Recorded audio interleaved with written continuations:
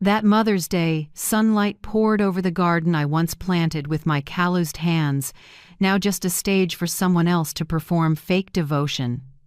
My son knelt before his mother-in-law, slipped a $30,000 diamond ring on her finger, and brushed a kiss across her knuckles like a dutiful knight.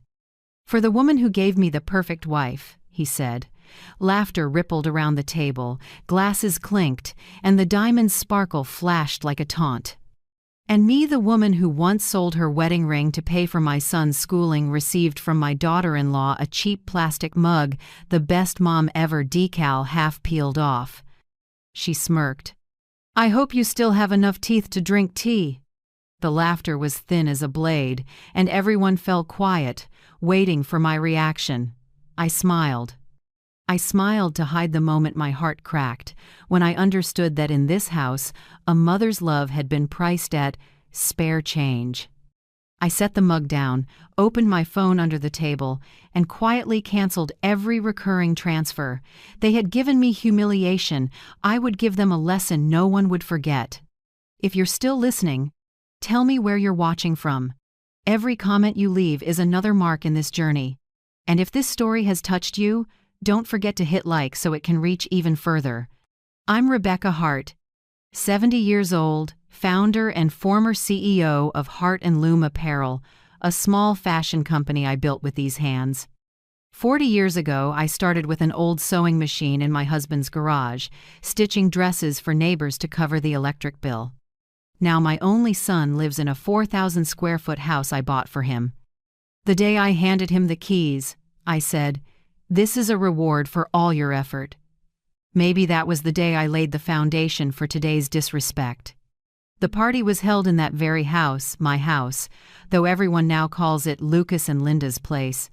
They hired a landscaper, covered the tables with white orchids, and brought in a chef to serve upscale European dishes. I sat at the far end, near the wooden fence where I used to grow lavender, now replaced by Linda with stone statues and fancy patio chairs. Lucas, in a navy suit, took Delilah's, his mother-in-law's, hand and ceremoniously fastened the glittering diamond ring on her finger. The table gasped in unison. Someone said, "Amazing, Lucas. You're the best son-in-law in the world." I looked around. No one noticed me at the end of the table, holding a cup of cold tea. When Linda turned to me, her smile had an icy edge. "Mother Rebecca," she said, syrupy sweet, "I know you like practical things, so I found something perfect for you." She set a pink plastic mug in front of me, price tag still on. "Best mom ever" printed on the side. The table burst into polite, shallow laughter, as if everyone had joined a play I wasn't told about. I picked up the mug, felt the flimsy plastic between my fingers. Linda tilted her head and glanced at me. "Hope you still have enough teeth to drink tea." Her voice was light as a breeze, but loud enough for me to hear, and certainly on purpose. Lucas cleared his throat, pretending not to notice. I smiled, just as they expected, so as not to ruin the party. But something snapped inside my head. Maybe that was the moment I realized everything I'd sacrificed over 70 years, the sleepless nights stitching seam by seam, the times I sold assets to cover my son's debts, the youth I poured into lifting him up, had all been reduced to a pink plastic mug. After the party, Linda saw guests to the door. She said softly to me, still wearing that cool smile, "You should rest, Mother. Don't worry about the company so much. You've done enough. It's time for us to take over." I just nodded. "Yes, I'll rest." She didn't know that as I said it, I opened my phone, scrolled to my banking app, and canceled every recurring transfer I'd set up for Lucas' tuition, insurance, living expenses. One tap, and I took back control of my life. As I left, I heard Delilah praise him. "Lucas, you really are a wonderful man. You know how to move a woman." I walked away in silence, gripping the plastic mug. The sunset lit the lush lawn, the same lawn I used to water every evening. Now everything felt foreign, even the child I gave birth to. That night, I went back to my small apartment in Santa Rosa. It isn't fancy, but it's a place where I can breathe without the suffocation of ingratitude. I set the mug on the table beside a photo of Lucas at 8 wearing a shirt I sewed, grinning wide with 2 missing front teeth. I brushed the picture gently. "You loved me for real back then, didn't you?" I whispered. For a few minutes, tears fell faster than I could wipe them away. Then I told myself, "No, Rebecca. Crying won't buy back respect." I stood, opened the little safe, and took out the company's financial files. Page after page, every expense, every transfer I'd made for Lucas glared back at me like scars. I marked the big ones: $25,000 for a failed restaurant, $18,000 for a luxury car, $7,000 for a Cancun vacation, total over $1 million in 5 years. I didn't feel angry anymore, just empty. But in that emptiness, a thought flashed. It's time to audit everything, not just money, but family. Right as I turned off the light, my phone buzzed. A text from Lucas. "Mom, I hope you're not upset. Delilah is like a second mother to me. I just wanted to make her happy." I stared at the screen. Second mother. The phrase chilled me.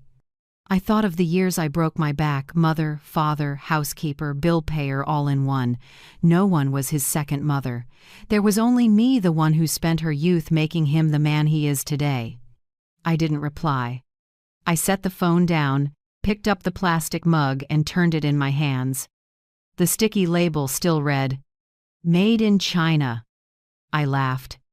How ironic, after a lifetime in apparel, proud of making quality handcrafted goods, the only gift my son gave me was something cheap, with no real sentiment. The next morning, I wrote a list. 9 A.M. Meet the bank. Cancel all Lucas's authorized cards. 10:30 A.M. Meet my longtime attorney, Marion Blake, to revisit the will and company shares. 1 p.m. Call Aaron Patel, CFO, to review the last 5 years of statements. 3 p.m. Review the lease and title for the house Lucas is living in. I wanted to know exactly every dollar I'd given and which dollars had been abused. I made coffee and looked out the window. The California sky was crystal clear, light pouring through white frames. A strange calm settled over me. Not because I'd forgiven, but because I finally knew I would do the right thing. That afternoon, the bank called to confirm all transfers had been canceled. In that moment, it felt like I'd removed a rope that had been cinched around my neck for years. I was no longer the mother of CEO Lucas Hart. I was just Rebecca Hart, a woman who spent a lifetime giving and who, for the first time, was learning to keep a little for herself. I set the plastic mug beside the old photo. "Tomorrow," I murmured, "everything changes." And for the first time in years, I smiled, not to hide the pain, but to welcome the storm on its way. The next morning, as the first light slipped through the white curtains, I sat at my desk with the battered notebook where I'd recorded Hart and Loom's earliest expenses.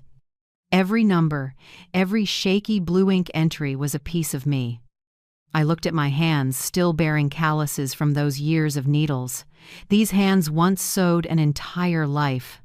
They shook now, not from age, but from facing the price of blind love, children raised by sacrifice who never learned gratitude. I remembered it all. When Lucas was 5, I worked 2 shifts at a textile mill in Fresno, day shifts on the floor, nights studying accounting by mail so I could manage my own books. Some nights I fell asleep at the table, fingers stained with ink and blood where the needle pierced my skin, still doing math in my head, counting every cent saved for the dream. I opened my first shop in my husband's old garage with 3 used industrial machines from a shuttered factory. 6 months later, I had 6 workers. A year later, 12.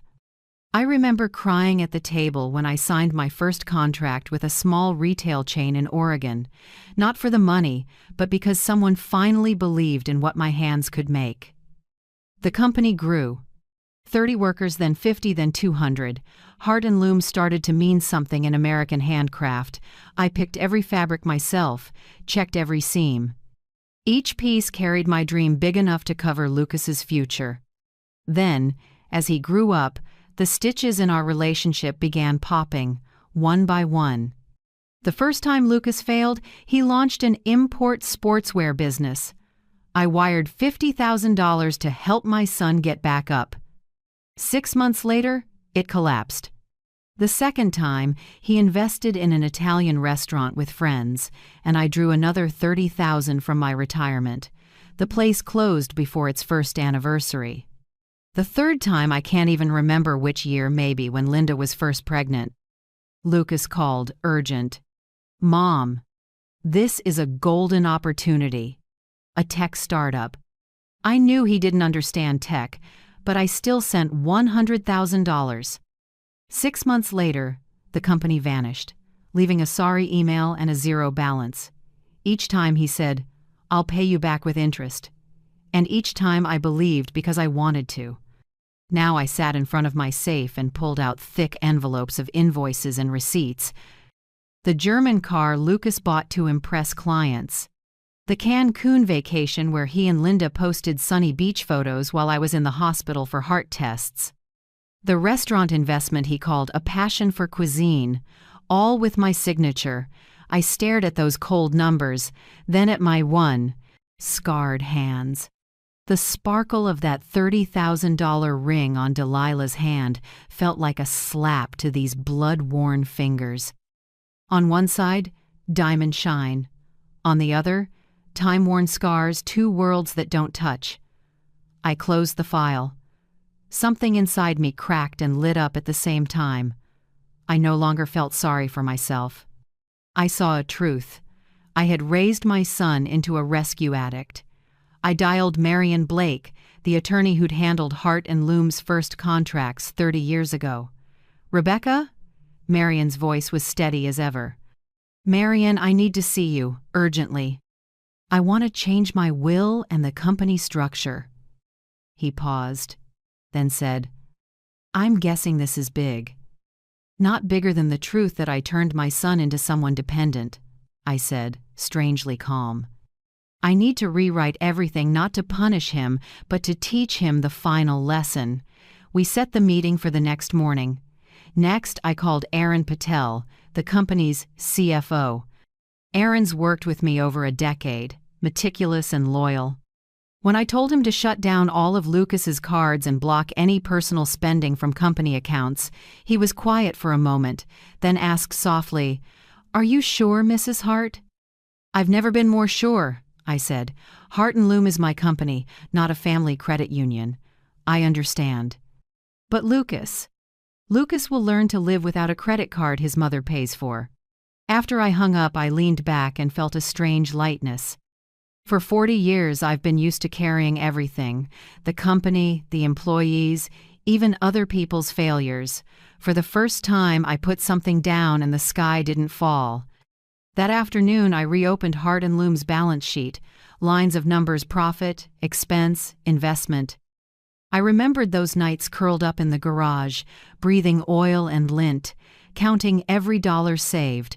The old lines: expense, thread, revenue, retail chain contract, were the marks of my life. I set today's balance sheet beside it, bloated with Lucas's reckless withdrawals: cars, parties, hollow investments, corporate cards. The gap wasn't just money, it was values. I had become the bank for my own child without noticing. Night fell. I brewed chamomile tea and watched the streetlights flicker on along the boulevard. At 70, I thought I'd learned every lesson life had to offer. Turns out there was one more. Some children don't need more money, they need less of it to grow up. I opened the little notebook where my mother once wrote in black ink, "Never rob someone, especially the child you love, of the chance to stand up on their own." I traced the line like touching my mother's hand. And for the first time, I understood it completely. Near midnight, I opened my laptop and typed the first lines of the new legacy document. The title read, "From Leaving Behind to Teaching." I wrote. I, Rebecca Hart, decide to redirect the majority of my assets to a fund supporting education and self-reliance training for youth. Because I believe wealth isn't meant to feed dependency, but to kindle the ability to stand on one's own. I paused and looked outside. The California night glittered with tiny stars like tinsel, reminding me of the silver thread I used to edge a client's first wedding dress. Those threads stitched my life together, and now, with these same hands, I would stitch up what was missing in my heart. When I signed the draft, a weight lifted. No more anger, no more heaviness. Just a mother who finally understood that loving a child doesn't mean bailing him out forever. I folded the paper and slid it into an envelope.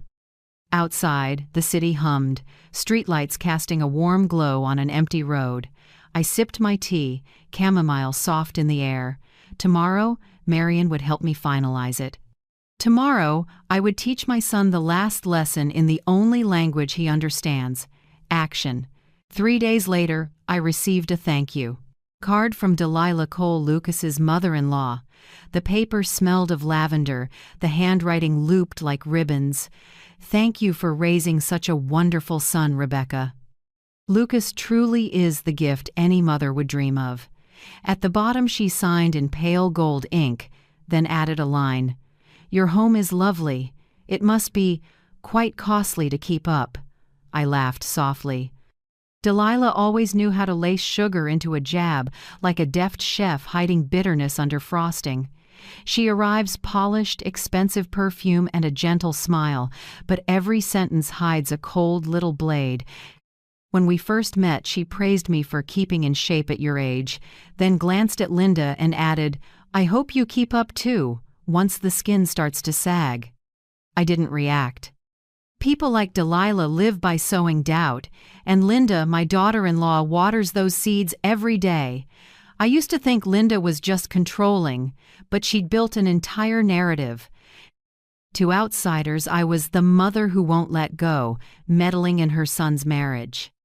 Linda told them I want to control everything, won't retire, and pressure Lucas financially. She told Delilah that I called Lucas 3 times a day just to check in, when in truth there was only one text a week. How are you doing? Linda told her friends I didn't accept the new daughter-in-law, even though I'm the one who gifted them their wedding house. I watched her performance, the gentle smile, the sympathetic eyes, the lines like, I'm only worried about Mom, all of it painted a perfectly phony portrait of virtue. And the most eager audience member of that play was Lucas, my son. Lucas has always liked being praised. The boy who once beamed when he was complimented on a shirt I sewed has become a man who survives on his wife's applause. When I offered feedback on financial management, Lucas frowned. I don't need a lecture every time we meet, Mom.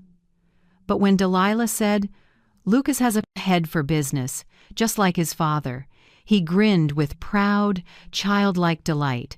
For Lucas, compliments are emotional currency more valuable than truth, and Linda knows that better than anyone. One night, I sat at the dining table and opened my phone to reread Linda's messages. They used to look harmless, but seeing them again, I realized how skillfully I'd been manipulated. Mom, Rebecca, I found a safe car for the baby. What do you think? Mom, Rebecca, this imported crib has medical certification. It's worth the money. Mom, Rebecca, the doctor says prenatal vitamins are very expensive, but great for the baby. And every message ended with a bank account number. Not once did she ask, How are you, Mom? Do you need anything? Or even a simple, thank you. I started printing every message, invoice, and receipt. Each time Linda texted urgent, I marked it in red. After 3 days, the stack was about 1 inch thick. I labeled each group: car, $68,000, vacation, $20,000, baby items, $15,000, jewelry and accessories, $12,000, a total of nearly $125,000 in just the past year. I titled the file Lucas and Linda, The Status Illusion, because none of those expenses were for survival. They were to maintain an image, the image of a young, successful couple living in a beautiful house, driving a luxury car, with a wealthy, generous mother-in-law. The more I looked, the more I saw they'd legitimize dependency by using my image. In their eyes, I wasn't a person. I was moral capital, a successful, wealthy woman with an obligation to give. Linda once joked at a party, "Mom, Rebecca is wonderful. She always knows how to make everyone feel taken care of." It sounded like praise, but the quick, sideways glance, half mocking, said everything. I understood. They felt no guilt taking money, because, in their minds, I was born to give it away. Instead of getting angry, I chose silence. People say silence is weakness, but I know it can also be preparation. That week, I contacted a private security company. They installed a legal camera system in my home with motion sensors and automatic cloud storage. I had them place a clear sign at the door. "This area is under video surveillance for protection of personal property." No one could sue me for that. I didn't need to spy. I just needed the bare truth records of how they treated me when the social performance was over. In just 2 weeks, what I expected started showing up. Linda stopped by without a single greeting and opened with, "Mom, my car needs maintenance. It's more than we thought." I deliberately answered, "Oh, you still have the company card." She hesitated, then said with a sour edge, "Lucas said you canceled it." "That's right, because that card is mine." Linda looked at me, the smile still on her face, but her eyes darker. "So you're going to let your son lose credibility with clients?" "A real man doesn't need an authorized card to have credibility," I said. Her face twisted for a beat before she regained her composure. I knew the camera was rolling. I began gathering evidence. Not to sue, but to prepare for what I was about to do. Emails those lines asking for temporary help. Receipts transfers from the company account to Lucas's personal account. Call logs, short calls, only to ask for money or to have me fix a crisis. I saved everything into a folder named the Plastic Cup Plan. The plastic cup they thought was a joke would become the legal trigger for my entire plan. I started a journal. Not to complain, but to preserve every detail: time, words, feelings. Partly because I needed documentation, partly because I feared forgetting the line between love and self-erasure. On the first page, I wrote, "Love has boundaries," and that boundary is called respect. If they cross it, they've chosen to lose me. That night, I reread every page, every line, then looked out the window. The city still glowed, but I felt cold. Not from the wind, but from realizing I had lived too long in the shade of fake thank yous. The next day, I received an email from Marion Blake confirming meetings with the attorney and accountant. I replied simply, "I'm ready." Before shutting down, I opened the camera feed and re-watched a clip from yesterday. Linda stood in my living room, sunlight catching the stone on her hand, not a diamond, just glass, but she turned it like a treasure. She said, half scolding, half contemptuous, "Maybe she thinks she's old, so what's the point of keeping money?" I paused the video there. No pain, no anger, just a small smile. Because for the first time, I had the truth in hand, and that truth would be stronger than any excuse. Night fell, and I held the pink plastic cup, now my symbol of carelessness and awakening. The desk lamp shimmered on the thin plastic like a reminder, real value isn't surface deep. I set the cup beside the status illusion file and told myself, they used my money to build a faux castle. I'll use this truth to bring it down with law, with reason, and with the self-respect they can't buy. Then I sipped my tea, opened my laptop and typed the first line of the formal plan. The Plastic Cup Plan, Phase 1, begin with silence. And I knew from that moment on, my fight would no longer be about money, but about reclaiming a mother's worth. The next morning, I woke earlier than usual. The California sky was still dewy, pale light filtering through the sheer curtain like a thin layer of memory over the room. I brewed black coffee, what I call the morning ritual of someone who doesn't need anyone to make it for her. Today was important, the one-woman shareholders meeting where every decision of my life would pass with a single vote, mine. I put on a gray suit I hadn't worn in ages and the old heels I wore when I signed Hart & Loom's first contract. I smiled at the mirror. Everything began with one woman alone, and today it would be reborn by one woman alone. 8 a.m. I walked into the main bank branch, the place long known as the family's financial headquarters. The young teller stood to greet me. "Good morning, Mrs. Hart. You have an appointment with the branch manager, right?" I nodded. "Yes, and I need to change a few things. Permanently." In the private office, Manager Martinez, who's known me nearly 10 years, offered me a seat. "Is there a problem with your accounts, Mrs. Hart?" "No problem. I just want to reorganize my personal financial system." I slid a printed list across the desk. 1. Cancel all recurring transfers to Lucas's account. 2.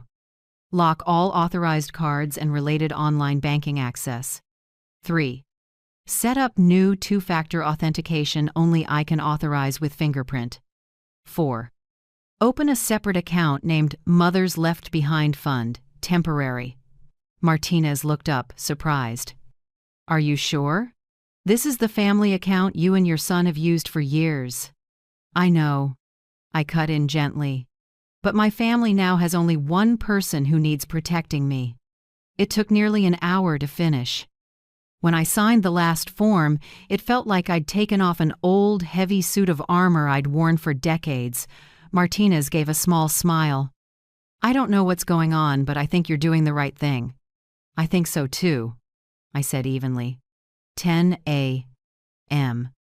My meeting with my attorney, Marion Blake, took place on the 15th floor, an old building overlooking Santa Rosa's Central Park. Marion was the same. White hair, plum tie, a warm, steady voice that never wasted words. I set the documents on his desk. "Marion, I need to redo my will and adjust the company's share structure." He raised an eyebrow. "I'm guessing this is about Lucas?" "Not just about him. It revolves around him." I spoke slowly, clearly. "I want behavioral conditions added for beneficiaries. If Lucas wants to receive any part of my estate, he must meet 3 requirements. 1. No tax debt or bad credit history. 2. Proof of stable employment for at least 12 consecutive months. 3. At least 100 hours of annual volunteer work." Marion sat silent for a few seconds, then chuckled softly. "You've turned your will into a character development program. Better than feeding dependency," I said. "If the law allows, write it plainly. No compliance, no inheritance." He nodded, jotting notes. "And the primary assets? I want to create a Mother's Left Behind fund. The fund will receive 70 to 80% of total assets, including real estate, company shares, and investment returns. Goal: support older women abandoned by family or financially exploited." Marion looked up, eyes warm with respect. "That fund sounds very you." I smiled lightly. "It's the softest part of me and the last thing I want to leave behind." 11:30. I went to the company. CFO Aaron Patel was waiting in a small conference room. I handed him the new list. "This is the loyalty award plan for key employees. Anyone with more than 10 years gets a small equity grant, not cash." Aaron nodded, taking careful notes. I added, "As for Lucas, as of today, I'm revoking the financial power of attorney he held. I'll take care of it immediately." "What about invoice approvals?" "Mine, exclusively. We reviewed the insurance policies where Lucas appeared as a beneficiary. I ordered immediate changes. New beneficiaries: Mother's Left Behind Fund, 60%. Key company employees, 30%. Local charities, 10%. I signed. Marion watched a moment, then said quietly, "Rebecca, you're rewriting your legacy literally." I smiled. "Not rewriting, Marion. I'm just giving it back to the people who deserve to write it with me." 1:30 p.m. Back at the main office, I asked Aaron to bring the file on Lucas's house. In truth, the deed is still in my name.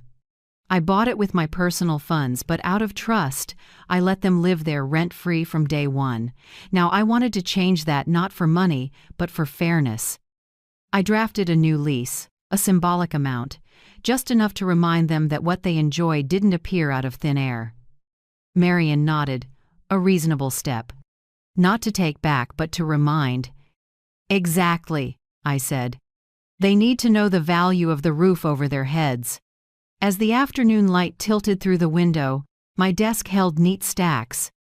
New will, lease, insurance changes, employee awards, charity fund. I gathered everything into a blue binder.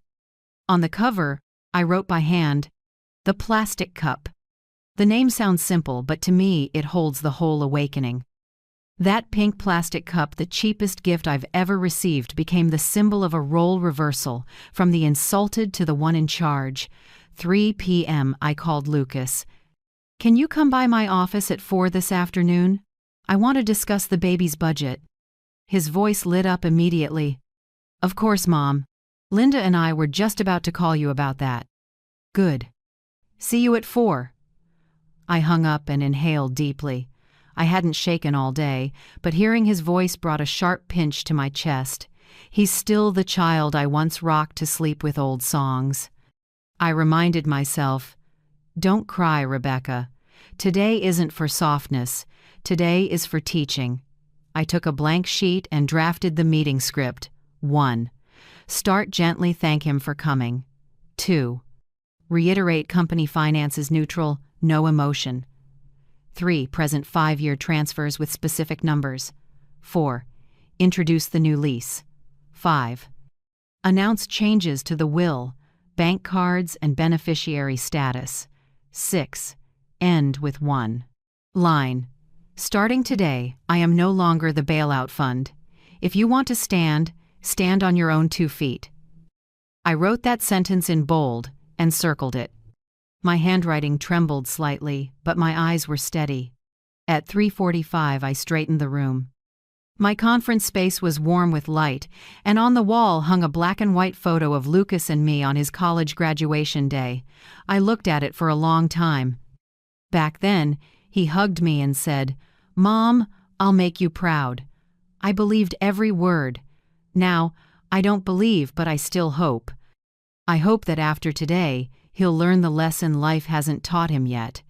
I placed the plastic cup binder in the center of the table, uncapped a pen, and set it beside the file.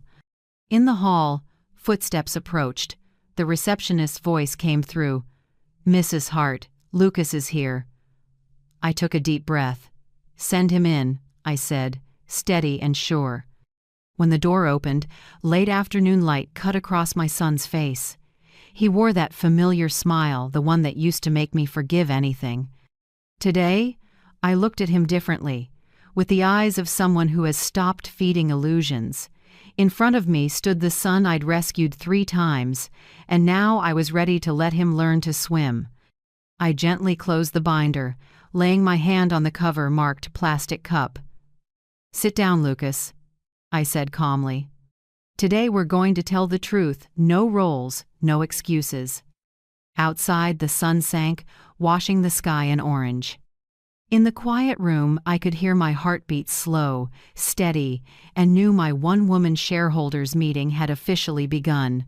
Lucas walked into the conference room at exactly 4 p.m. His white shirt was crisp, still creased from the dry cleaner. I recognized the cut right away, the pricey brand Linda had sent me last month with a message. "Lucas needs a few for meeting clients, can you help?" I said nothing and motioned for him to sit. On the table in front of me was a blue binder labeled "Plastic Cup." Next to it lay a detailed statement of transfers totaling more than $1,027,000 over 5 years. Each number was like a pebble dropped into still water, the sound small, the ripples spreading all the way to my heart. Lucas sat down in the chair across from me, his smile a little stiff. "Mom, I'm glad you're willing to talk. Lately, Linda's been a bit sensitive. I just want everything to be peaceful." "Peaceful," I repeated. "You call taking money every month without asking if I'm okay with it peaceful?" He frowned and leaned back slightly. "Mom, I know you're busy. I didn't want to bother you." I gently opened the binder and set a pink plastic cup in the middle of the table. The light reflected off the glossy surface. The words "Best Mom Ever" were half peeled, like a wound that hadn't healed. "Lucas," I said slowly, "I want to ask you one question. Am I worth on this cup?" Some lines don't need to be shouted to make a heart tremble. What do you think measures a mother's worth? Money, gratitude, or the boundaries she dares to set? I truly want to hear your answer. Please leave a comment. The room went silent. Lucas looked at the cup, then at me, as if trying to figure out whether this was a metaphor or a rebuke. "Mom, that day was just a misunderstanding. Linda didn't mean anything by it. That cup was a gift we'd bought earlier. Stop," I cut in, still calm. "I don't need excuses for the gift. I want to talk about what it means." I turned the cup toward him, then opened the binder and flipped through the pages. "Here's a list of what I've done over the past 5 years. $50,000 for the sports company you started and then went bankrupt. $30,000 for the Italian restaurant you called your passion. $100,000 for the tech project that never materialized. $68,000 for the German car to serve clients. $20,000 for the Cancun vacation. $15,000 for baby items that never became a baby. $12,000 for jewelry, a small gift for Linda. Total, $1,025,000, and you gave me a plastic cup." My voice didn't shake, but my throat was dry. Lucas lowered his head, his hands clenched into fists. "Mom, I know I was wrong," he said, voice hoarse. "But you don't understand. Things are really hard right now. I just want to give Linda a better life." I held back a sigh. "A better life doesn't come from spending other people's money, Lucas." He looked up, a hint of desperation in his eyes. "Mom, Delilah doesn't judge me. She says everyone has tough phases. Why can't you think like she does?" I pressed my lips together and looked straight at him. "Because she's not the one paying your bills." Lucas said nothing. The air in the room thickened. I could hear the clock on the wall counting every second. "You don't get it," he finally said, voice low. "I'm about to be a father. I have responsibilities. Linda needs safety. I need stability." I leaned back, fingers interlaced. "Responsibilities?" I repeated, each word clear. "Responsibility doesn't start in my wallet. It starts with your own 2 hands." Lucas bit his lip, his eyes starting to redden. "Mom, I'm not asking for much. Just a few months. When things get better, You say that once a year, every year for 10 years. I cut in. "I've heard it enough." I pulled the first sheet from the binder and slid it toward him. "This is the account statement. I've ended all recurring transfers. Your authorized card has been canceled. Your financial access to the company has been revoked. Your name has also been removed from the life insurance. Starting today, there is no more Rebecca Hart Bank." He stared at me like he couldn't believe his ears. "Mom, you really did that?" "Yes. Everything was signed and legally confirmed this morning." Lucas shot to his feet, his voice cracking. "I can't believe you'd treat me like this. I'm your only son." I stayed seated. "And I'm the only person who stood by you for 40 years, even when everyone else walked away. You can't demand unconditional love forever." He began pacing the room. "Linda's pregnant, Mom. Do you know what that means?" "I do," I said lightly.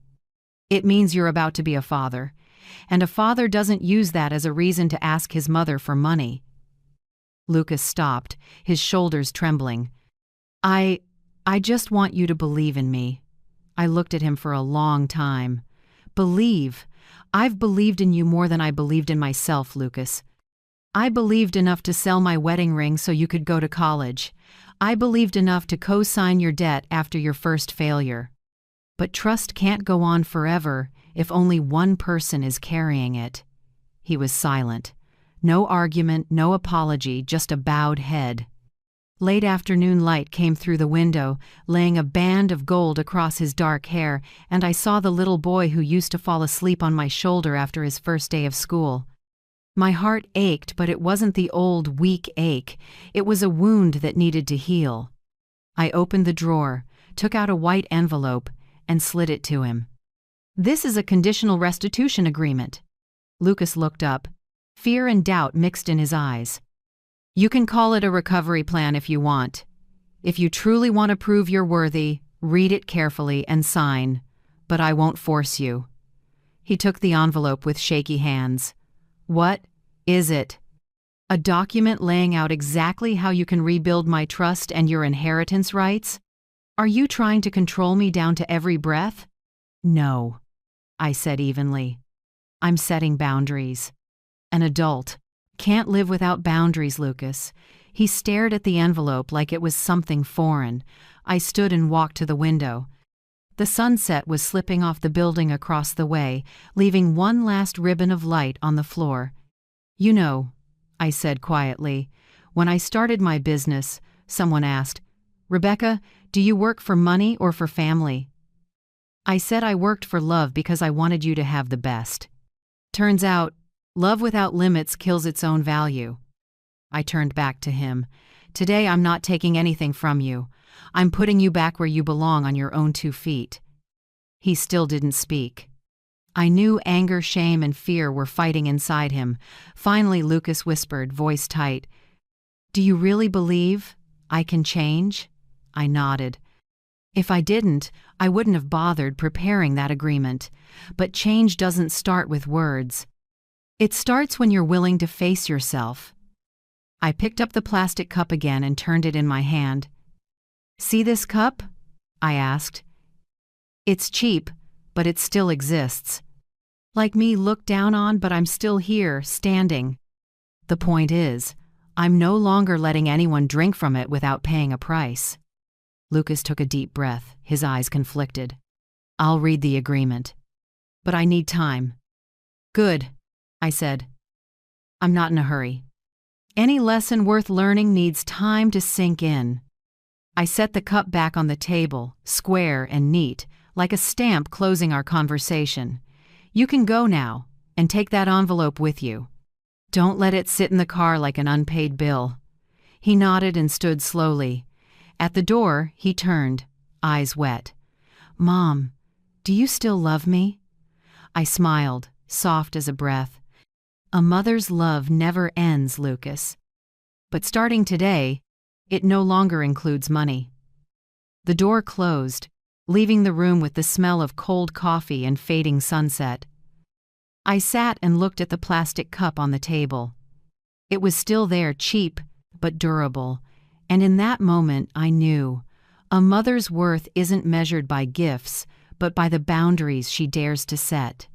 I had just finished washing the dinner dishes when my phone rang. The screen showed an unfamiliar line, Santa Rosa Memorial ER. I paused. An instinct that once saved me in risky deals kicked in again.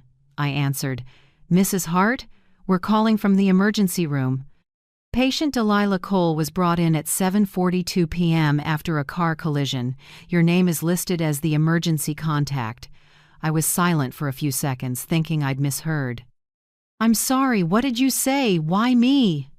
The nurse answered evenly, "Miss Cole doesn't have family nearby, and your number is in her insurance file." I pressed my hand to my forehead as a wave of fatigue spread across my shoulders. A few seconds later, my phone buzzed again, Lucas. I picked up. His voice was awkward. "Mom, I'm sorry. Linda's home with bad morning sickness, and I had to go to a meeting, so I used your name as the primary contact. You're more available, and you're closer to the hospital." I let out a dry laugh despite the bitter taste. Available and closed, so that's why I get tied into the lives of people who look down on me. Fine, I said coolly. I'll go. The hospital was bright with white lights. I walked through the antiseptic hall and saw Delilah on a bed, leg in a cast, shoulder bandaged. Same, face light makeup, pale lipstick, pride intact. She looked at me, briefly flustered, then slipped back into her usual poise. Rebecca, I'm so sorry. My car was hit at an intersection. Thankfully, it's just a minor fracture.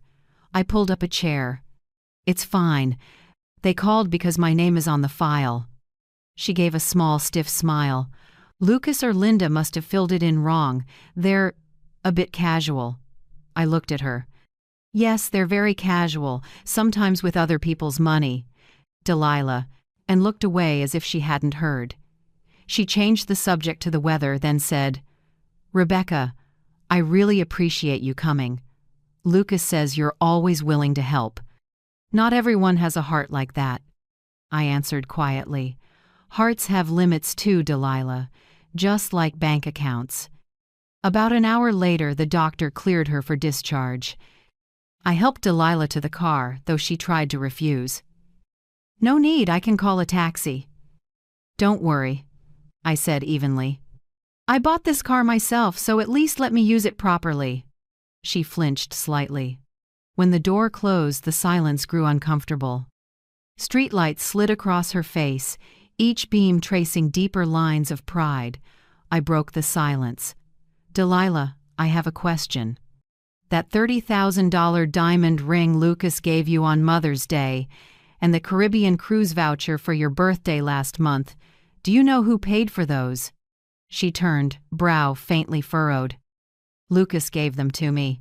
He said it was a bonus from the company. I smirked. A bonus? Interesting. I opened my phone, pulled up the plastic cup folder, and showed the screenshots. May 5th, $30,000 to Daloon Jewelers. June 19th, $12,400 to Royal Caribbean Limited. I held the screen up. Do these dates ring a bell? Delilah went quiet. The blue light reflected in her eyes.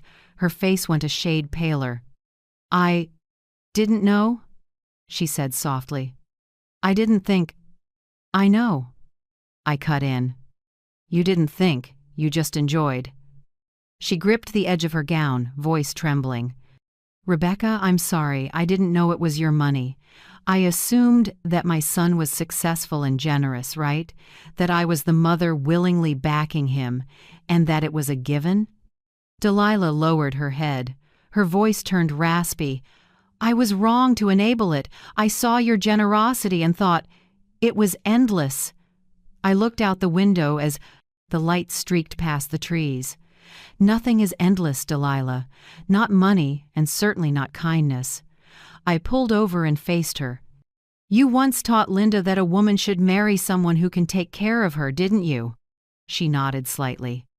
Then today, I want you to ask your daughter what she herself has taken care of in the life she's enjoying. Delilah pressed her lips together and stayed quiet. For a few seconds, she stared at her hands, the ones that had worn that sparkling ring she now seemed unable to look at. I opened my contacts, called Lucas, and put it on speaker. Lucas, I said when he picked up, I'm sitting with your mother-in-law. He hesitated on the other end. Mom, why are you two? I handed the phone to Delilah. She has something to ask. Delilah looked at me, then took the phone. Her voice was low and clear. Lucas, I just want to know one thing. The ring you gave me, where did the money come from? Silence on the line. A hiss of air. I thought the call had dropped, then heard Lucas's rough voice. Mom, don't misunderstand. I don't need excuses, Delilah said, sharper than I'd ever heard her. I asked, where did the money come from? Silence. Then a deep breath. From Mom Rebecca. She closed her eyes, as if the answer confirmed what she feared most. I understand, she said, and handed the phone back. I kept it brief. Lucas, I'm not going to argue. I just want you to know everything has changed. Learn to live on your own effort." All I heard was his quick breathing. Then the call ended. Immediately after, my phone buzzed non-stop texts from Linda. "Mom, my card isn't working. Transaction declined. I need money urgently. The baby needs vitamins. Could you transfer just $2,000 to me? Did you see my messages?" 4 texts in under 2 minutes. I showed them to Delilah. She exhaled and said slowly, "Linda doesn't know how to stop." I raised her, believing things would always be handled, that someone would always step in. "Exactly like Lucas," I said. Delilah leaned back, staring straight ahead. "Maybe I need to talk to my daughter. I can't let her become a version of me." We rode in silence the rest of the way. At her house, she opened the door carefully, then turned back to me. "Rebecca," she said softly, "you have every right to be angry, but I hope you won't hate us. We're mothers after all." I looked at her for a long moment. A breeze lifted the silver strands on her forehead. "No, I don't hate anyone, Delilah. I'm just revoking the priority pass they've used for too long." She gave a sad smile and squeezed my hand. "I'll talk to my daughter. It's time the kids learn to earn, not just to spend." I nodded. "Good. Because starting today, easy money is over." On the drive home, I cracked the window and let the cold night air sweep through my hair. The city glittered like a river of broken gold, and yet I felt strangely clear. There was no sense of victory, just a quiet calm. The peace of someone who finally cleaned a room she'd been afraid to enter.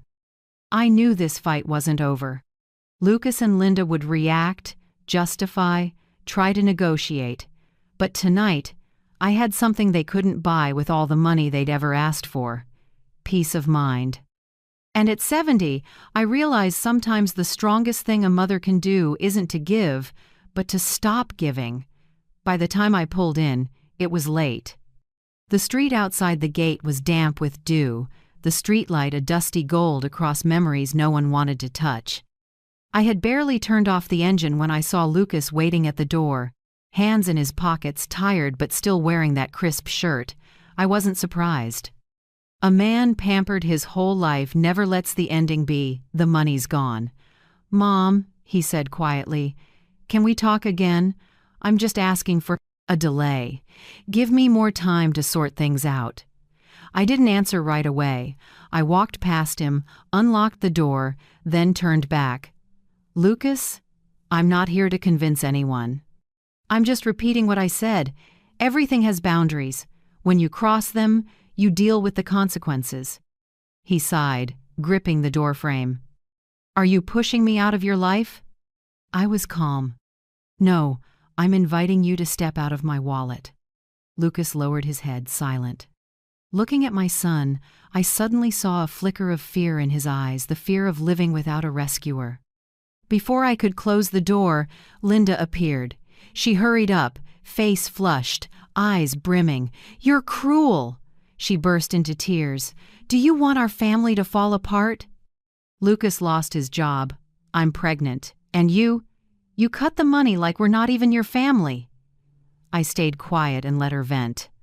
Linda's voice climbed higher, every word laced with wounded pride.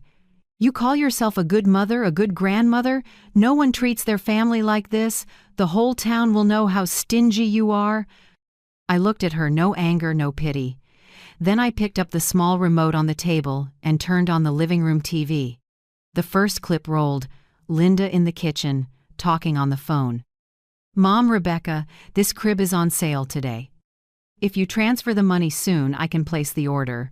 The second, "Mom, Lucas's car maintenance cost an extra $1,200. Could you transfer it? I'll pay you back at the end of the month." The third, "Mom, this Cancun trip is a chance for Lucas to close a new deal. Don't be cheap, I guarantee it'll pay off." Her voice rang out clearly, every syllable crisp. When the videos ended, the room felt vacuumed of air. "Those are 3 of 12 times you called to ask for money in 8 months, I said evenly, not counting the texts. Linda's mouth fell open, eyes wide. Lucas turned to his wife, face pale. You recorded us?" Linda's voice shook. "No, the security cameras did," I said. "There's a warning sign on the door. Everything is fully legal." Right then, Tessa Nguyen, my 16-year-old niece whom I've raised since she was little, stepped out of the hallway holding a stack of printouts. "I'm sorry to cut in, but Grandma asked me to print these message threads," Tessa said softly, setting the pile on the table.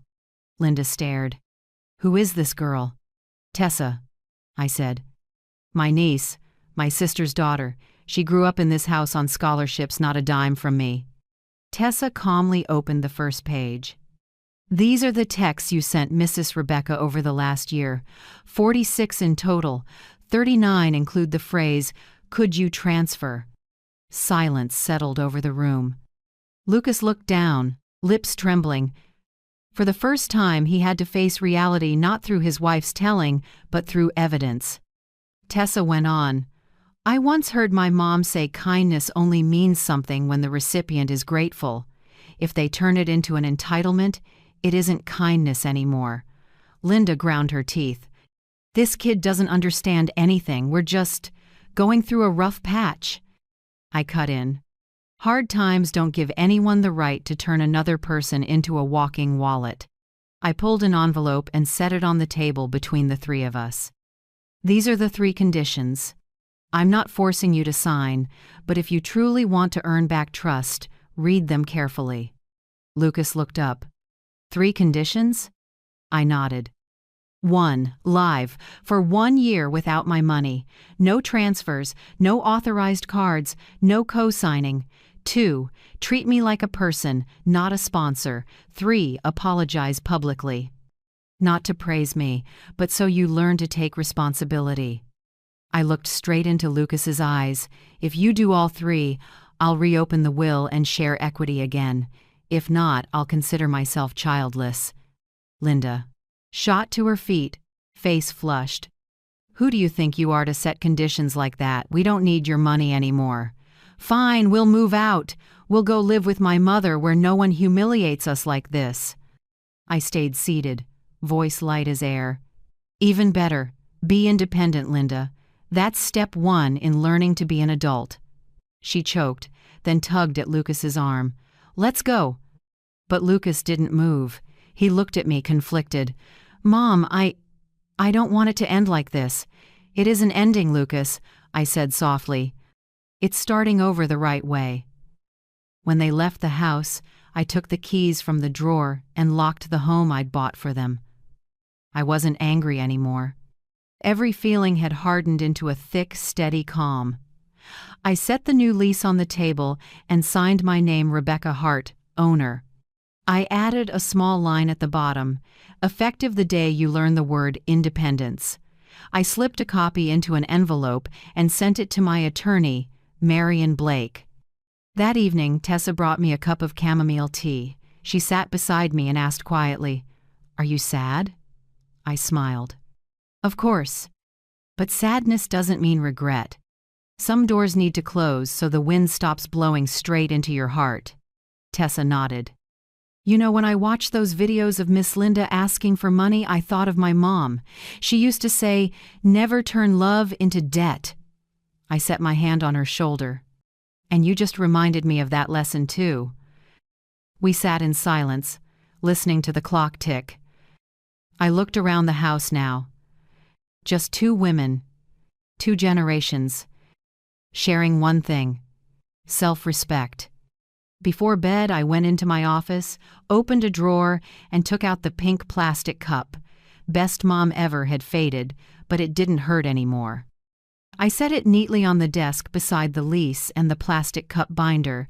It would stay there as a reminder of my worth, not measured in money, but in the right to say no. I turned off the lights and walked to my bedroom. The door clicked softly behind me. For the first time in years, I didn't need a nightlight. No fear of a morning call for money, no dread of urgent texts. I lay down and listened to my heartbeat steady.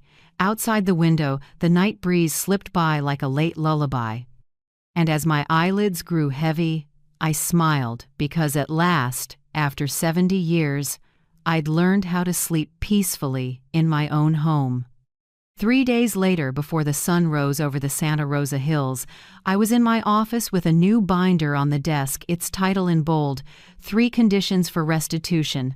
I reread every line I'd written, tightening each sentence so it was clear, no bitterness, but no room for confusion. This wasn't a sentence, it was a guide back to decency. I scheduled Lucas and Linda for Monday morning. They arrived on time, maybe to prove they were serious. Lucas was neatly dressed but looked tired. For the first time, Linda came without makeup. They sat without speaking. I slid the binder toward them. These are the conditions I mentioned. I want you to read them carefully, not like a contract, but like an ethical commitment. Lucas opened to the first page, eyes skimming the bold lines. Condition 1. Within 12 months from the date of signing, Lucas and Linda may not receive any financial support from me or from Heart and Loom. No transfers, no authorized cards, no short-term loans, no co-signing. If you violate this even once, the agreement becomes permanently void. I looked at them and spoke slowly. This isn't because I'm stingy, but because I need to know whether you can live without leaning on me. It's the first test 12 months of growing up. Linda frowned. Do you know how hard life is right now? Rent, insurance, hospital. I do. I cut in. I lived through days of canned noodles and tap water, but I didn't call anyone for money. You can do the same. Lucas squeezed his wife's hand, voice smaller. Mom, if we try and it's still not enough, then you learn to cut what you don't need, I said. Fewer fancy meals, fewer trips, less showing off. Being broke isn't shameful. Pretending you're not is. Condition 2. Act like real family. Call to check on me at least twice a month, not to ask for money. Invite me to important occasions, birthdays, Thanksgiving, Christmas, or any family milestone. If there's conflict, handle it with respect, not blame. I looked up straight at Lucas. I don't need flowers or gifts just to be remembered as a person, not an ATM. Lucas nodded slowly, eyes starting to redden. Linda stayed quiet, lips pressed tight, but her gaze had softened. I went on. I lost my husband early and devoted my life to raising you. If you can't call just to ask, "How are you, Mom?" then no matter how much I leave you, you're still poor. Condition 3. Apologize publicly in front of the family, especially to me and Delilah Cole, for abusing trust and finances. No tears required, just honesty. If the apology is made and respect is maintained for at least 1 year, I will consider restoring a portion of the inheritance, but never 100%. Because the harm happened, and the only thing that can't fully return is trust. I closed the packet, voice slow but firm. These 3 aren't punishments. They're the only door back. If you pass through, I'll reopen part of the estate, but I'll never go back to the way it was. The past taught me the most expensive lesson. Love without limits is self-destruction. Lucas sat in silence for a long time. Then he picked up the pen and signed. His hand shook, the ink smudged a corner, but the signature was clear enough to stand. Linda looked down at the page, then at her husband. She hesitated, didn't want to sign, but didn't dare walk out. "I'm not sure," she whispered. "I need time to think." "That's fine," I said. "You can take a lifetime to think. But this agreement only takes effect when both of you sign." Linda bit her lip, then exhaled hard. She signed messy, never meeting my eyes. I set another packet on the table. "This is the lease. The house you live in is in my name, but starting this month, you'll be legal tenants. Rent is market rate, not higher, not lower. Everything is due on time. No priority, no exceptions." Lucas stared at the paper. "Do you really want to turn us into strangers?"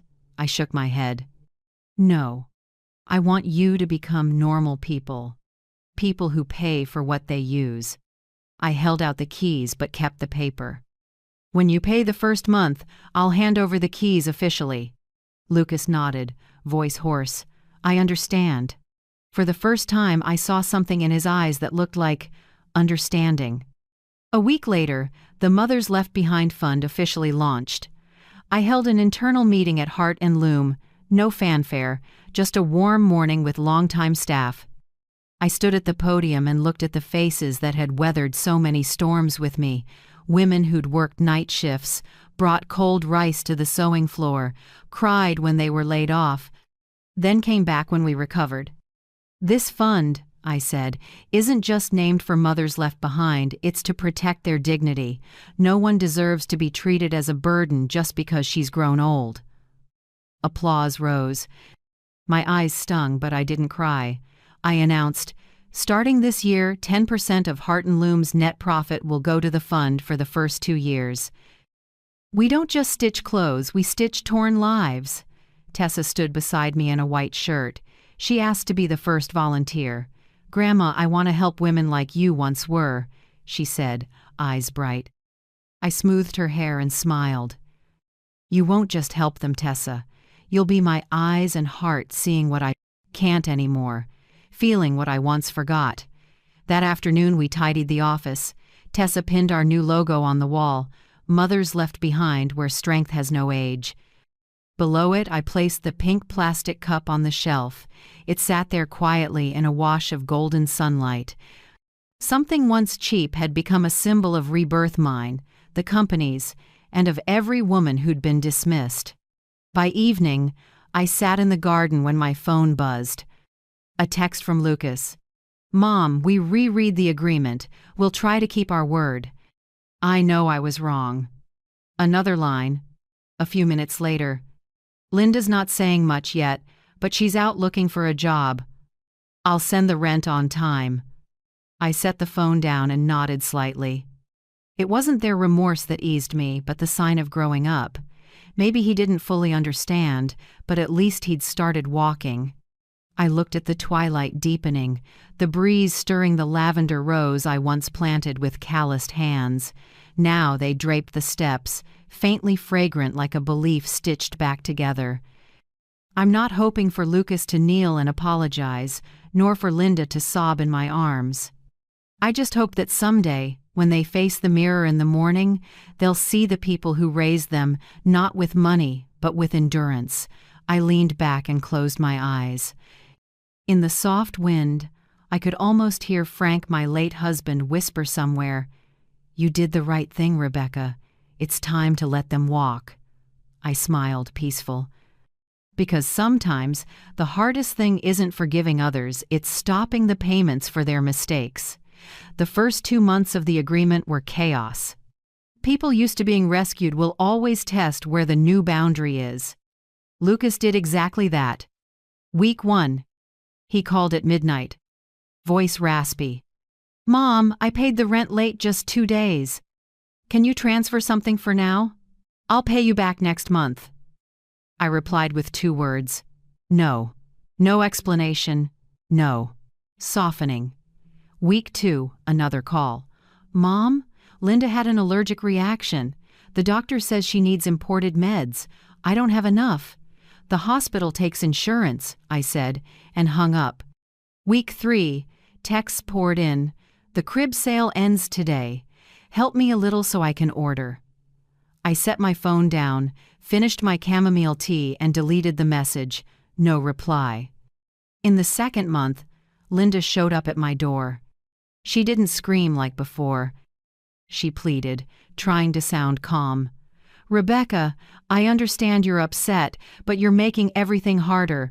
We're expecting a baby. You're the grandmother, you should help. I stayed quiet. Before I could answer, Tessa stepped out from the study and stood beside me. Miss Linda, she said, gentle but steady, my grandma and I agreed on boundaries. Please don't cross them. Linda glared. Who do you think you are to lecture me? Tessa smiled. I'm only reminding you of what you promised. Her words made me ache and glow with pride at once. I set a hand on my granddaughter's shoulder and said, Tessa, go back inside. Then to Linda, I don't hate you, Linda. But love means nothing if it's treated as an obligation. You came today to ask for money. I won't open this door a second time. Linda stood frozen, eyes wet, but I didn't waver. She left without a word. I shut the door, leaned against the wall, and took a long breath. Inside, my heart still twinged. Saying no to someone who once called you Mom is never easy. But every time I weakened, I remembered that Mother's Day night when a plastic cup was set before me like a joke. And I reminded myself, there are no more rescue funds. I poured all my energy into the Mothers Left Behind Fund. Our first case arrived. Mrs.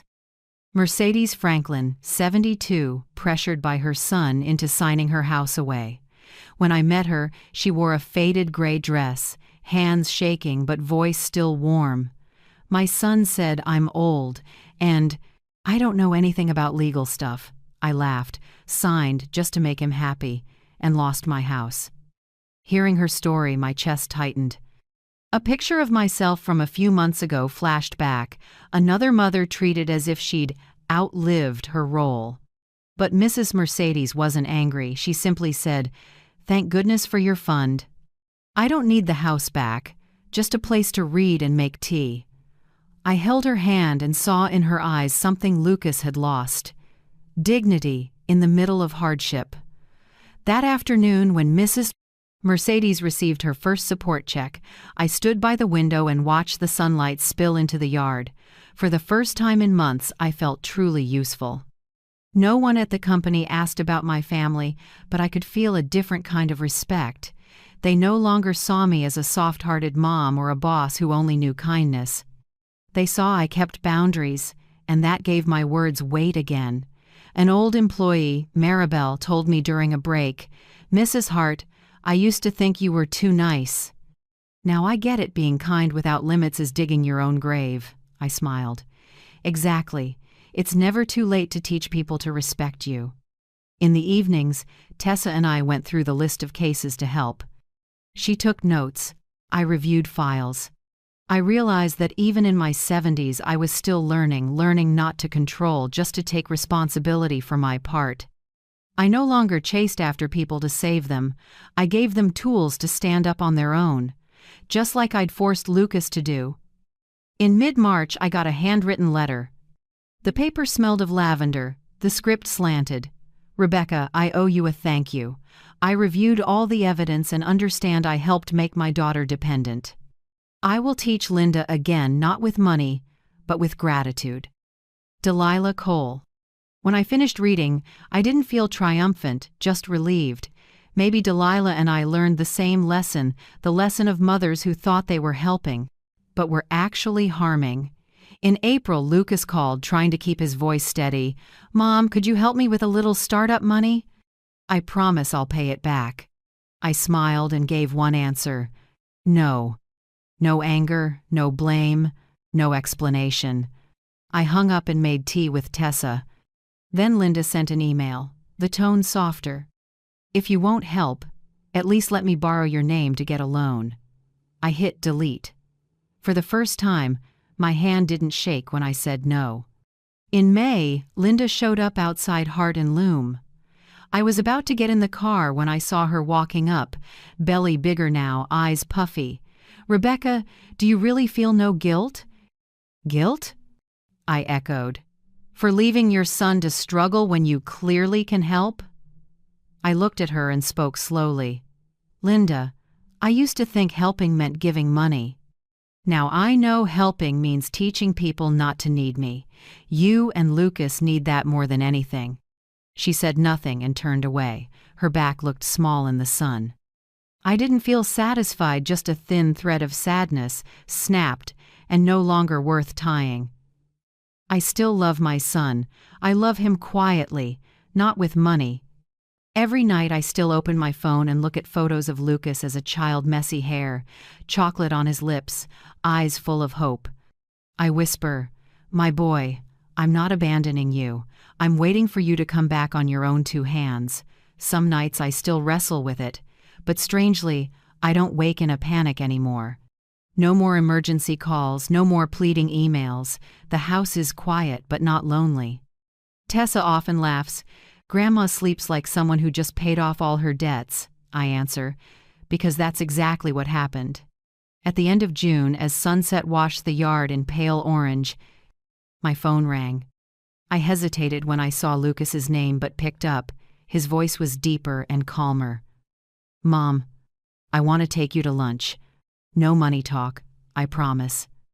I paused. Part of me stayed guarded. Another part trembled, a mix of joy and fear. "Where?" I asked. "The old place you like by the river. Noon tomorrow." I heard him take a deep breath on the other end, like he was fighting to keep his promise. I smiled slightly. "Okay, I'll be there." That night, I sat by the window and watched the city lights float up into the dark sky. 6 months without a rescue fund, 6 months of tears, anger, and swallowing my impulses, but also the first 6 months of my life not letting anyone take my power. I poured more tea, watched the steam rise, and thought about tomorrow's lunch. I didn't know what was coming, but I knew this. If a hand reached out this time, it would be to hold, not to take. The restaurant Lucas picked tucked up against a small river, the same spot with the old wooden table where we used to sit on his birthdays. I remembered the smell of toasted bread and laughter from those poor but peaceful years. Now I sat again with the son who once broke my heart, not in a fancy place, but a modest diner with plastic chairs and recycled napkins. Lucas arrived early. He stood when I walked in, thinner, sun-browned. For the first time in years, his eyes were clear, honest, and steady. "I called because I wanted to talk, not to ask," he said, pulling out my chair. "Don't worry, I'm paying today." I glanced around. The hand-painted menu board read, "Soup of the day, $8.99, grilled chicken, $12.50. I nodded and smiled. Then I'm at ease. Lucas ordered 2 grilled chickens and waters. No wine, no pricey coffee, no bragging. When the server left, he sat quietly for a moment and then spoke slowly. "I sold the German car. I'm driving a coworker's old pickup now." I stayed quiet and waited. We also moved to a smaller apartment on the east side. Linda's teaching part-time at a language school, and I'm picking up weekend shifts at the warehouse. It's tiring, but it feels real. For the first time, I know what it's like to earn what I spend. I looked at his hand, slightly rougher now, a bit of sundark on his thumb. Time really does teach in ways parents can't buy. He lowered his head, voice smaller. "I used to treat you like a talking ATM. I'm ashamed when I think about it. Now I feel like I'm finally becoming a real man." I didn't interrupt. Sometimes a mother's silence is the only mirror clear enough for a child to see himself. Lucas lifted a small baby girl from the bassinet beside him. I froze, surprised. "Mom, this is Mia," he said hoarsely. "Our daughter." She opened her eyes and grabbed my finger with that tiny hand. The feeling, both strange and familiar, sent a soft current through my heart. Lucas went on, eyes drifting. "I think, if someday Mia treated me the way I treated you, I couldn't bear it." He paused, voice shaking. "I'm sorry, Mom. Not for the money, for making you feel meaningless in the home you built." I looked at my son and softened. I didn't cry, the tears for anger dried long ago, but I felt something thaw inside. I touched his hand lightly. "You don't need to say more, Lucas. I'm not erasing the conditions, but I see, maybe you're on the right path." We ate in quiet.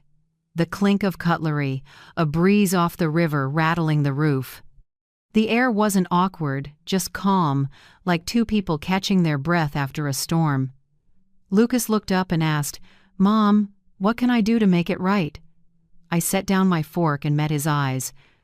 "Some debts can't be paid with money. Live decently, consistently, work hard, be good to your wife and child, and never borrow the name of family to ask for pity. That's enough." He nodded, eyes wet but clear. "I'll remember." Suddenly the door opened. A familiar figure stepped in, Lila Cole. Elegant as ever, beige coat, neat bun, but today her face was gentler. "Rebecca," she said softly, "Lucas told me you two were having lunch." I don't want to intrude, but there's something I need to return.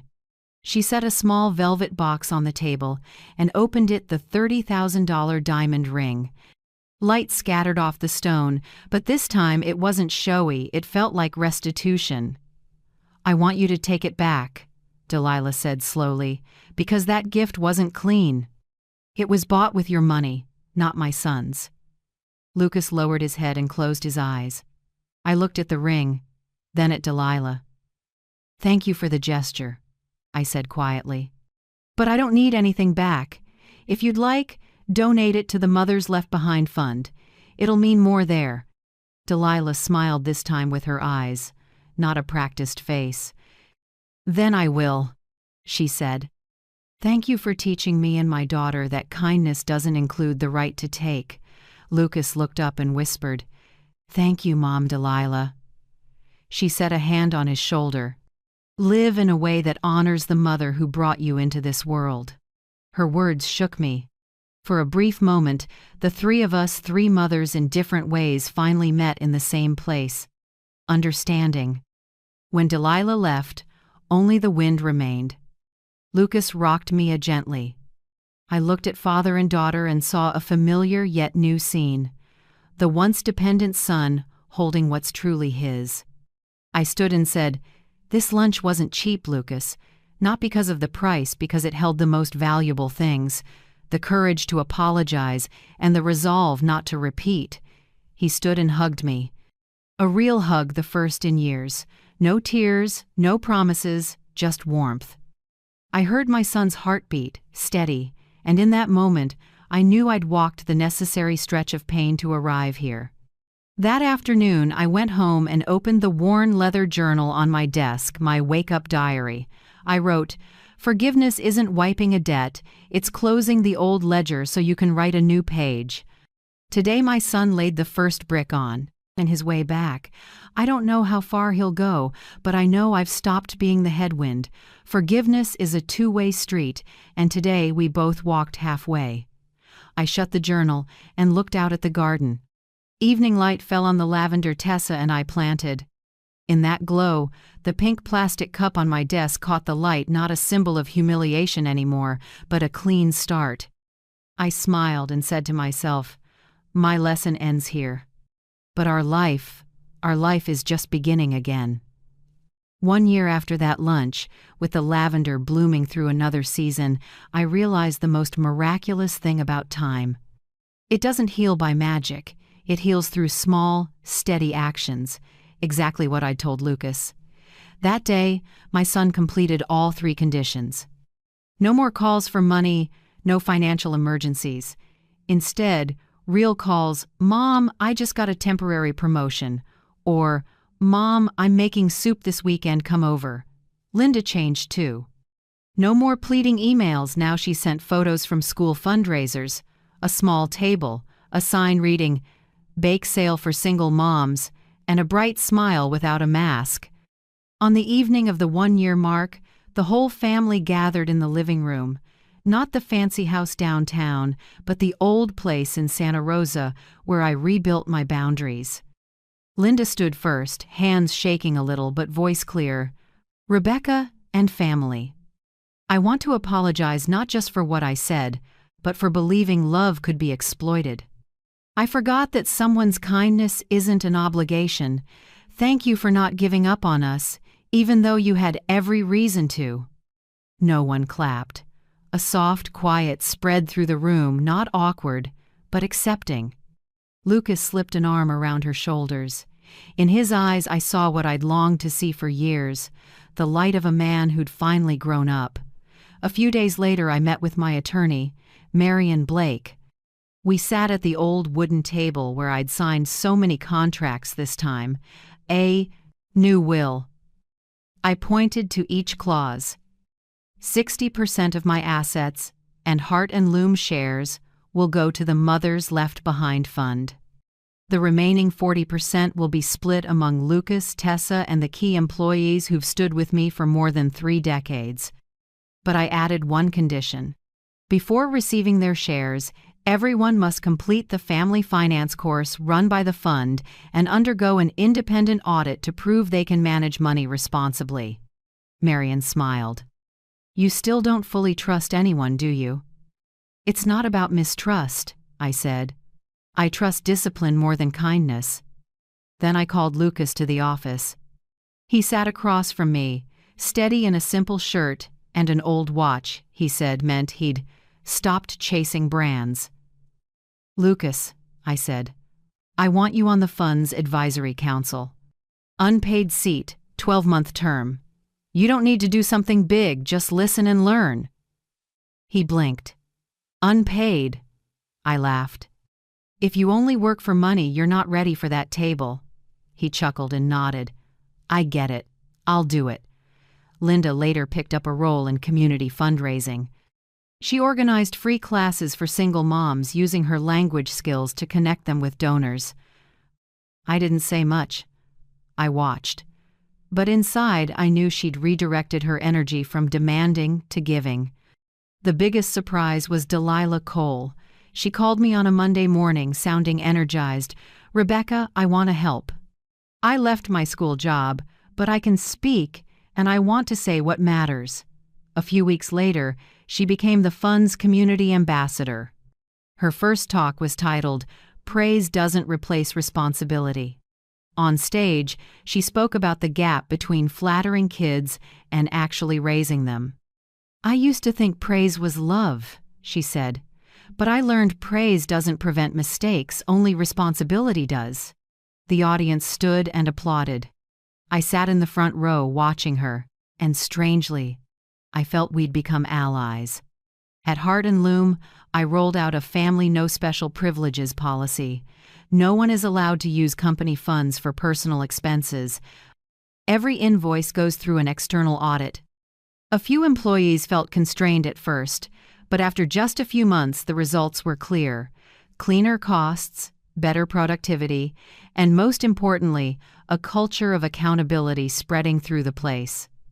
At the all-hands meeting, I said, transparency doesn't kill humanity, it protects it from becoming a tool. Everyone stood and applauded. I knew that was when the company truly grew up, not just in revenue, but in ethics. Tessa, my little niece, won a full scholarship to med school this year. I remember the night we got the news.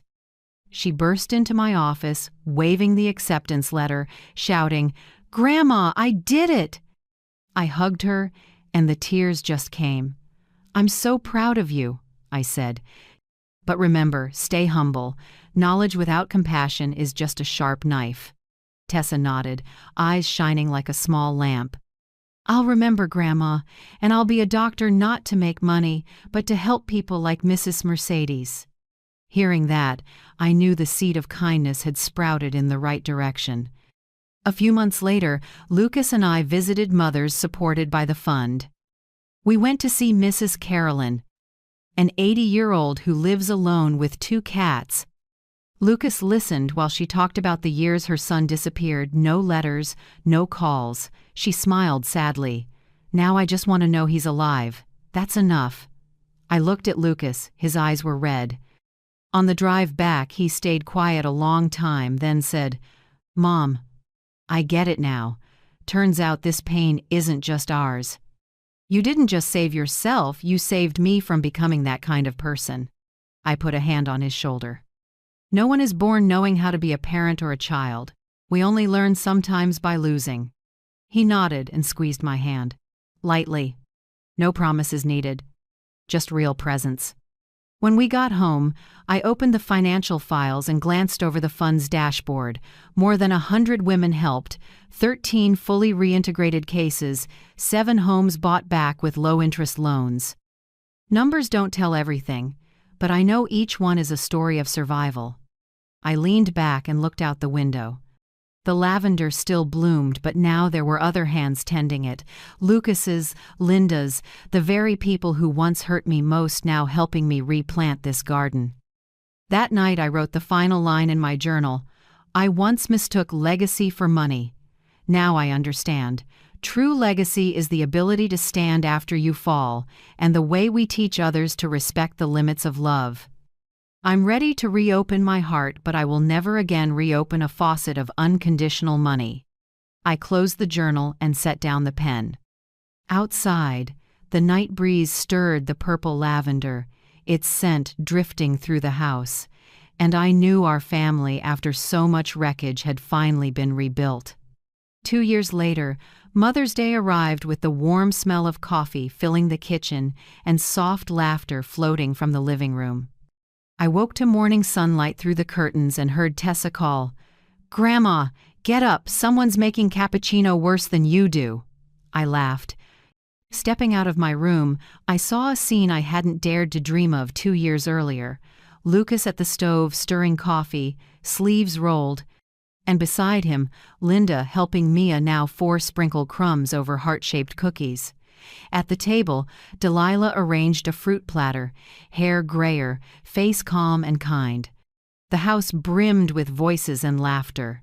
No old tension, no wary glances, just warmth. Lucas came over and took my hand. "Mom, I didn't buy anything expensive today, but I think you'll like this more." He handed me a small box wrapped in plain craft paper. I opened it, a simple silver ring with a tiny engraving inside, "For the woman who taught us dignity." I looked at the ring, and a strange feeling rose, not pride, not sentimentality, but a deep, quiet peace. It cost under $200, yet it was the most valuable gift of my life, because for the first time in years, it was paid for with the truth, not obligation. Linda set a blue album on the table. On the cover, in Tessa's handwriting, "Rebecca, the hands that built a home." I opened it, each page a journey. A photo of me in the first sewing shop with 6 workers and an old clattering fan. The first contract signed with a small Dallas chain, my handwriting shaky but sure. A picture of my simple dinner with Lucas during his college years, just instant noodles, but his eyes were so bright. Then handwritten notes from workers. "Because of you, I have a home." A letter from Tessa. "You taught me that love isn't sacrificing everything, but keeping enough of yourself to keep loving." Finally, photos of the grandmothers from the Mothers Left Behind Fund, their faces lit by the warm glow of group meetings. I turned each page, the soft rustle sounding like the heartbeat of time. Lucas stood beside me, arm around Linda, and read aloud a paragraph he wrote. "Mom, I hurt you because I thought love could be taken without limit. Now I understand, limits are what make love last. I promise the final years of your life will be your happiest, not with money, but with presence." I squeezed his hand. "I don't need you to make up for anything. Just remember, love with discipline is love that's real." Linda wiped her eyes and nodded. "I've learned that, Rebecca, and I want to teach it to Mia. On the wooden shelf where I once put that pink plastic cup, there's a new frame. Inside are the cup and the silver ring, side by side." I looked at them. 2 gifts, one from a dark past, one from a clear present, together in a single frame, from humiliation to education, from tears to freedom. That is the full cycle of a mother who learned to stop at the right time. That afternoon, I went upstairs, opened my computer, and signed the final update to my will. Heart and Loom now has 2 official operators, Lucas and Tessa. The Mothers Left Behind Fund is set to receive a fixed percentage of annual profits, untouchable and unsellable.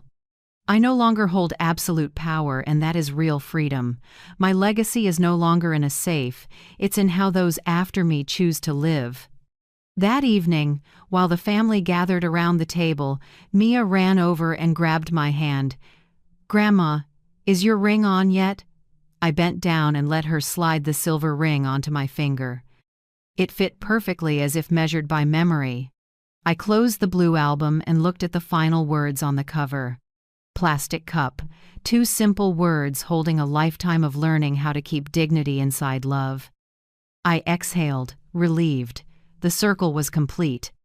As dusk fell over the lavender garden, I sat by the window and watched the family below, Lucas laughing with Tessa, Linda steadying little Mia as she picked flowers. Their laughter drifted into the breeze, warm enough to thaw my heart. I closed my eyes and whispered, "Frank, do you see it? This house has truly come home. And now, if you listening to me have lived through similar wounds, I hope my story gives you a little peace." Love and boundaries can coexist. Forgiveness doesn't mean forgetting. It means choosing to live lighter. If you've been a parent, been hurt, or learned to stand after betrayal, leave me a comment, tell me where you're from, or what helped you find your strength. And if you believe stories like this still need to be told, please like, subscribe, and stay for the journeys ahead. I'm grateful you're here listening, empathizing, and joining me in proving it's never too late to begin again stronger and kinder. That morning, when I picked up the phone my daughter-in-law had left on the kitchen table, I wasn't prepared for the screen lighting up with a line of text that froze my blood. Daniel Brooks is calling. Daniel, my husband, who had been buried 6 years ago. Before I could even breathe, another message popped up. "Thursday, same time, I can't wait to see you." My hands shook so hard I nearly dropped the phone, but instead of panicking, I unlocked the device, something I had never done in my entire life. And what I saw shattered every bit of trust I had held on to through 40 years of marriage. And the worst part was, this was only the beginning. If you're still listening, tell me where you're watching from. Every comment you leave is another mark in this journey. And if this story has touched you, don't forget to hit like so it can reach even further. My kitchen that morning was unsettlingly quiet. The autumn sunlight in Colorado poured through the window, washing over the old oak table.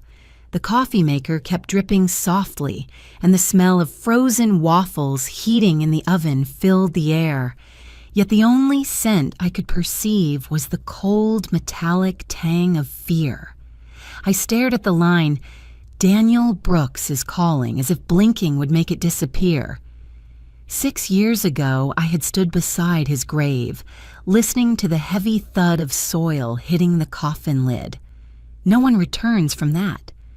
My heart pounded so hard my ears rang. My first instinct was to set the phone down immediately and pretend I had never seen anything. I grew up in a generation that didn't touch other people's private belongings, especially not family. Hannah is my daughter-in-law. This phone belonged to her, and I, 70-year-old Eleanor Brooks, had never been the type to pry into anyone's personal life. But the message was still there, shining bright on the screen. "Thursday, same time, I can't wait to see you." "No way," I whispered, my voice cracking. Daniel had died of a heart attack in his basement office. I could still remember how cold his hand felt when the paramedics covered him with the white sheet. I remembered the small funeral at the cemetery outside Denver, the drizzle, the yellow leaves sticking to my shoes, Marcus standing beside me, pale from losing his father. All of those memories crashed back, colliding violently with the absurd text on Hannah's phone screen. I took a deep breath, trying to steady my hands. The iPhone still buzzed, showing the decline and accept options beneath Daniel's name. I didn't dare touch either. I just stood there, staring at the familiar name I thought existed only on a gravestone. The call ended after a few seconds. The screen shifted to the message interface, showing the most recent conversation. I knew I shouldn't do what I was about to do. I knew I was about to break every boundary of privacy I had respected all my life. But something stronger, part wife's instinct, part mother's intuition, pushed me forward. I pressed the home button. The screen lit up, asking for a passcode. 4 digits. Ben's birthday. I had seen Hannah enter that code hundreds of times when she handed the phone to him to play games. My fingers moved almost on their own. The phone unlocked. A soft click sounded in my mind, like the latch of 40 years of marriage being pulled free. The messaging app was right at the top. The first conversation showed only a single letter as its name, D. I tapped it. The newest message was that same Thursday, same time line. I scrolled upward. Last night was amazing. You always make me forget everything. Marcus is starting to get suspicious. We need to be more careful. The old lady doesn't suspect a thing. She just likes baking and watering flowers. The old lady. They were talking about me. It felt like someone drove a splinter straight into my chest. My hand shook visibly around the phone. I scrolled again.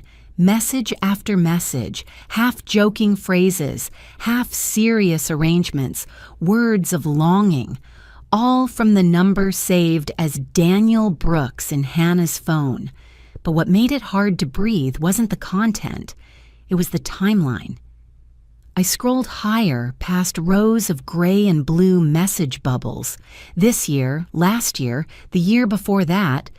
I reached the very beginning and my pulse stopped when I saw the first timestamp, 6 months before Daniel died. I remembered that period vividly. That was when Daniel began going bowling on Thursdays with his friends.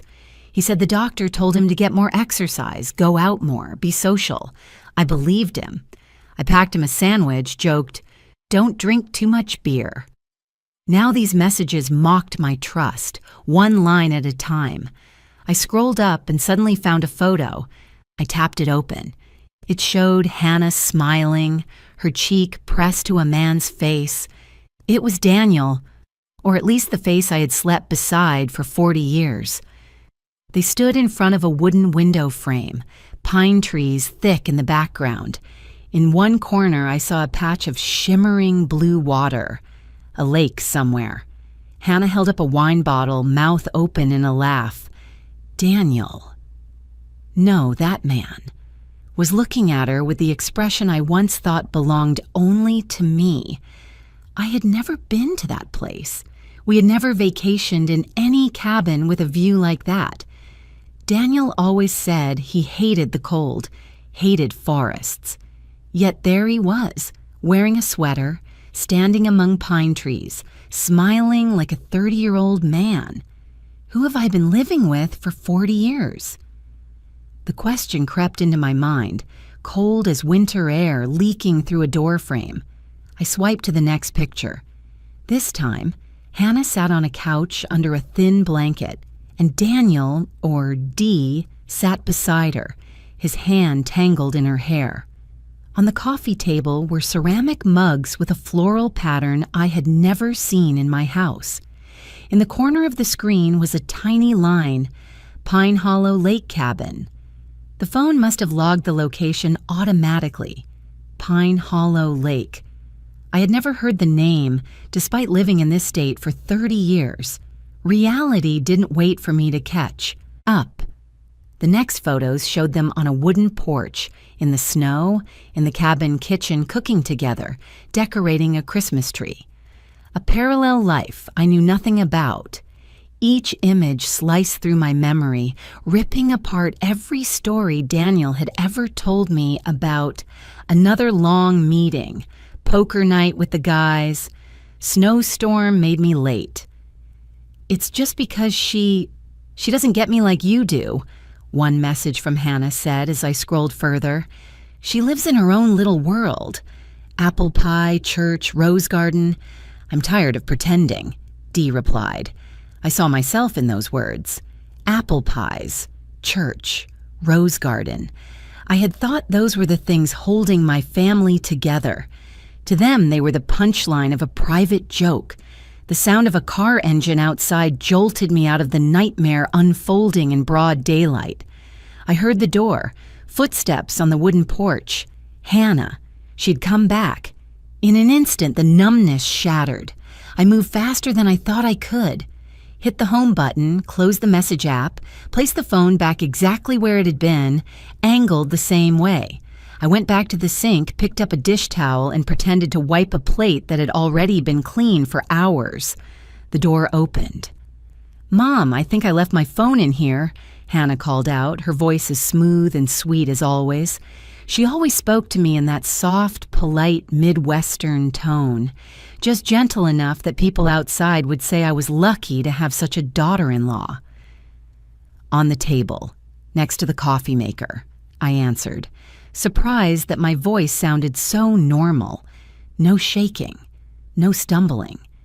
As if I hadn't just read her calling me the old lady in a message to the man using my husband's name. Hannah stepped into the kitchen, her hair tied back, her beige coat still on. She grabbed the phone and dropped it into her purse. Sorry, I was rushing this morning. Marcus had to be at the job site early, and then Ben forgot his homework.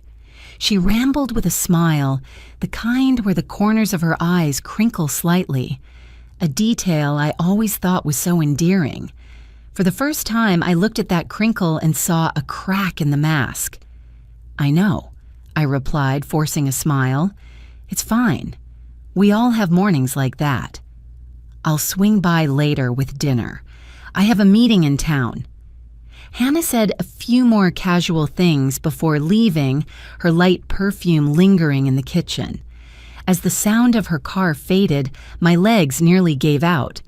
I dropped into the chair by the dining table, resting my hands flat to stop the trembling. Memories crashed over me. The time Daniel forgot his winter jacket on a snowy night, but insisted he had to meet the guys. The night he came home late smelling like wine, an unfamiliar perfume. The doctor visit he claimed brought good news but left him strangely distant. I had patched all those pieces together into a story. He's tired, he's aging, he needs space. I was the kind of woman raised in church to believe marriage meant patience, sacrifice, and trust. And now the messages, the photos, the Pine Hollow lake cabin tore it all open. I jolted upright again, this time not from panic, but from something else. The need to know. The need to face whatever monster had been living beneath the surface of my supposedly peaceful life. I thought of Hannah's phone. Now far away on the highway. I wouldn't get another chance to see those messages, but I still had something else. I sat back down, closed my eyes, and forced myself to recall the cabin photo. In the top right corner, a little eye icon. On Ben's iPhone, whenever he showed me pictures of the fish he caught, he always pressed that icon. A little panel popped up showing the location, sometimes even a map. I opened my laptop on the counter, moved the old mouse aside, and typed slowly, Pine Hollow Lake Cabin. Plus my state's name. Dozens of results appeared. Resorts, rental cabins, travel blogs. But among all the colorful ads, one listing made my stomach drop. Pine Hollow Lake, County Road 27, Cedar Ridge County. Cedar Ridge, only a 40-minute drive from our ranch. I stared at the screen for a long time. It felt like looking at a door I knew would destroy everything behind me if I opened it, yet leaving it closed would destroy me just the same. If I didn't face this, I would spend the rest of my life asking, what really happened to my life? In the window's reflection, I saw a silver-haired woman, shoulders slightly hunched, wearing an old apron. For 40 years, I had been the wife in the kitchen, the mother behind the scenes, the grandmother with cookies ready every afternoon. No one had ever taught me what to do when a dead husband rang my daughter-in-law's phone. But one thing was clear. I would not let Marcus learn this from someone else. If anyone was going to protect my son from the truth, it would be me. If anyone was going to face the ghost named Daniel Brooks, it would also be me. I closed the laptop, my palms damp with sweat. In my mind, one thought took shape so clearly it felt like words. I will go to Pine Hollow Lake. I will see what happened behind my back, even if it destroys everything left. At least it will destroy it on the foundation of truth. And that was when I understood. The phone call that morning wasn't just a call from the dead. It was a summons into a part of my life I never thought I would have to face. A place where my husband, my daughter-in-law, and even I were no longer the polite characters we had pretended to be for so many years.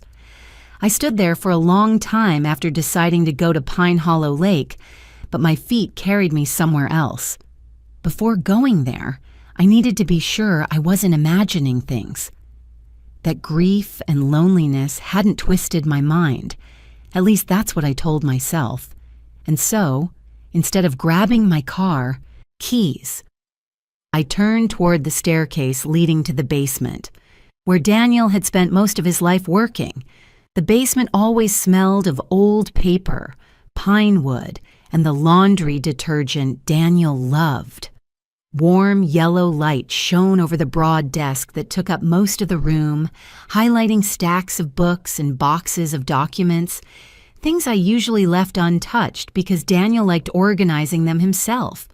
He always said, "Let me handle the paperwork. You just take care of the garden and the boy." Looking back now, that sentence felt like a locked door I had allowed Daniel to close behind himself. I opened each drawer, starting with the top where he kept his pens.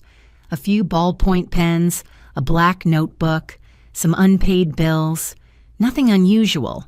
The second drawer had insurance files, the same medical records, farm documents, tractor repair invoices.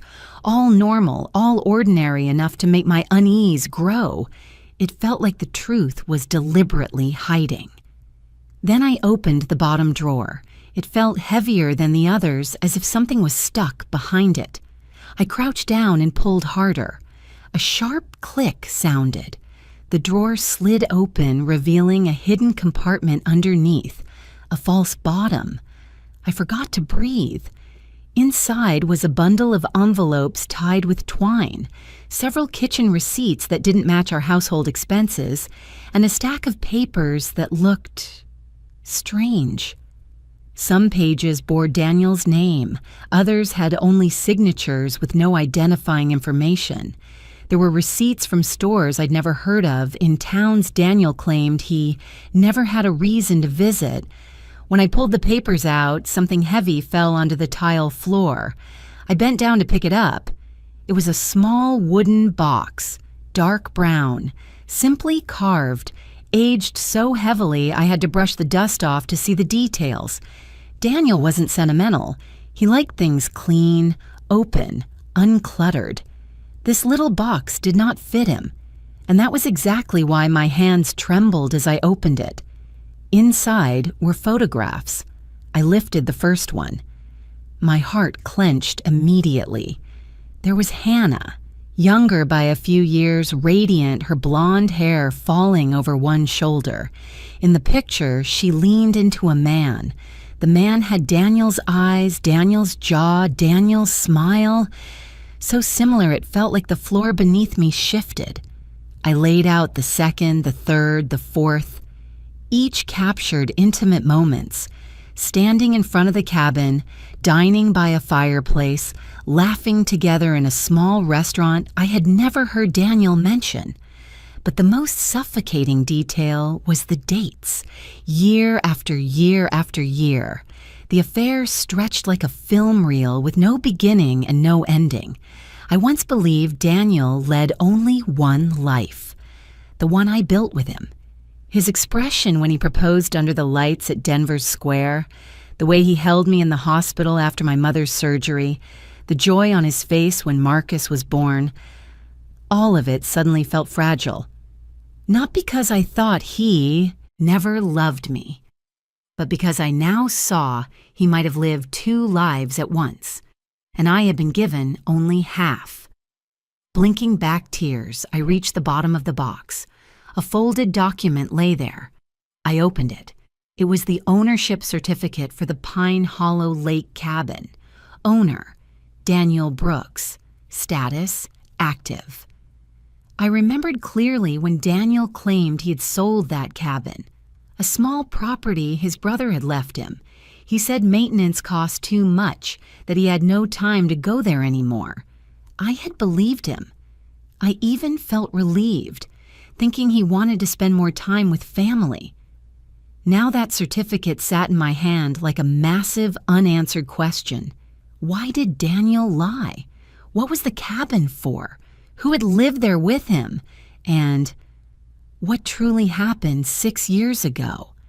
I kept one photo. Hannah touching Daniel's neck, her eyes looking at him like the world had shrunk to just them. I didn't keep it to torment myself. I kept it so I wouldn't forget, wouldn't downplay, wouldn't allow myself to pretend this could all be a misunderstanding. People forget pain. Evidence does not. I put the box back, returned the documents to their places, wiped the desk so I wouldn't leave traces. As I straightened up, I heard footsteps on the stairs. Marcus. "Mom, you down here?" His voice was low, tired, the voice of a man carrying his family on his back. My heart jolted so hard I had to press a hand against my chest. "Yes, honey. I was just looking for some old tax papers. I think I misplaced them somewhere." Marcus stepped into the room and glanced at Daniel's desk. He had no idea that right beneath his hand was a secret capable of destroying every memory he had of his father. "Did you find it yet, Mom? Let me look for it." He reached toward the bottom drawer. I nearly lunged forward to stop him. "No need, I already found it. Everything's done." Marcus seemed a little surprised by how quickly I reacted, but he just nodded, asked a few questions about dinner, about Hannah's work, then went back upstairs. When his footsteps faded, I had to grip the edge of the desk just to stay standing. My fear wasn't only for what Daniel had done, but for what might happen if Marcus learned this truth in the cruelest way possible. When I looked back around Daniel's room, everything suddenly changed. The chair he used when writing letters, the leather jacket he hung behind the door, the Colorado map marked with his favorite fishing spots. All of it had become props in a play I didn't know I'd been watching. And then a thought, light as a breath but sharp as a blade, cut across my mind. Hannah knew this room better than I thought. The marks on the drawer, the way the papers were arranged, the carelessness of leaving photo metadata exposed. All of it made me certain she had been in here more than once. I didn't know what Hannah and Daniel had shared with each other, but they had clearly shared far more than I ever knew. I looked at the wall clock. The minute hand had just passed the 6. It was barely near 10 a.m. If I left right now, I could reach Pine Hollow Lake before noon. There was no reason to hesitate. No answers were left in this house. I took a long breath, walked quickly up the stairs, grabbed my car keys, and pulled on a warm coat. When I opened the front door, a blast of cold wind rushed in, carrying the faint scent of young pine. Winter in Colorado always arrived sooner than expected, just like the truth I was about to face. I would go to that cabin, alone. Whatever waited for me there, at least I would no longer be living in the dark. I drove out of town, leaving behind the familiar streets leading to the church, the small grocery and the bakery I had gone to for 30 years. The farther I went, the more the landscape changed. Thick lines of pine trees, deep green crowns pressed together along the hillsides, the ground covered with a soft carpet of fallen leaves. The road to Pine Hollow Lake wound through the forest, narrow enough that 2 cars passing each other would struggle. The map told me I had 12 minutes left. I rolled the window down a little. The cold air swept in, carrying the smell of earth, pine resin, and the damp scent of the nearby lake. My heart pounded with each beat, not only from fear, but from the feeling of someone about to touch a truth they had avoided all their life. When the cabin appeared among the tall trees, I braked slowly. It didn't look like an abandoned hideout. It looked cared for. New wooden roof, windows clean of dust, steps swept neatly. A metal wind chime hung by the door, ringing softly whenever the wind passed, a gentle sound that made my chest tighten. I parked the car a few miles away and followed a side trail to avoid being seen. As I neared the porch, I stood still for a few seconds, listening. No voices, no cars, only the rustle of leaves. I placed my hand on the doorknob. The wooden door opened easily as if the owner had just stepped out. Inside was warmer than I expected. Natural light from the windows washed over the small room, a beige sofa, a Navajo-patterned rug, a coffee table with a few old magazines. I stepped in and immediately saw the first sign.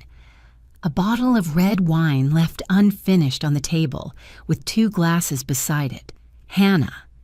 And who else? I walked to the wall hooks by the door. A long cream-colored woman's coat hung at arm's reach. I touched the fabric. New, clean. A faint scent of perfume.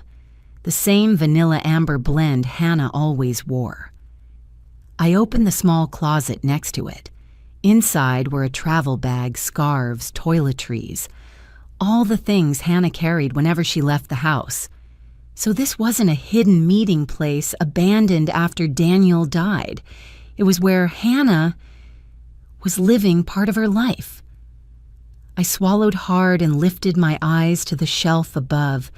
Something there made me grip the edge to steady myself. A row of men's coats, the exact style Daniel liked, the exact size Daniel wore. And when I leaned closer, the faint scent of the detergent only he used still lingered. I had to push the closet door aside to keep from falling. Daniel, what did you hide from me? I froze when I saw a picture frame lying face down at the bottom of the closet. My hand trembled as I flipped it over. The photo showed Hannah smiling brightly, her face glowing in the lake sunlight. Beside her stood a man. His face was familiar enough to make my stomach twist. It was Daniel, but it wasn't. He looked older, his hair more gray, and there was a small scar across his right eyebrow. A scar my husband never had, but the build, the smile, the look in his eyes. Similar enough that the line between the dead and the living blurred. I stepped back, setting the frame onto the chair before my hand gave out. If this man wasn't Daniel, then who was he? And if he was Daniel, then who had we buried?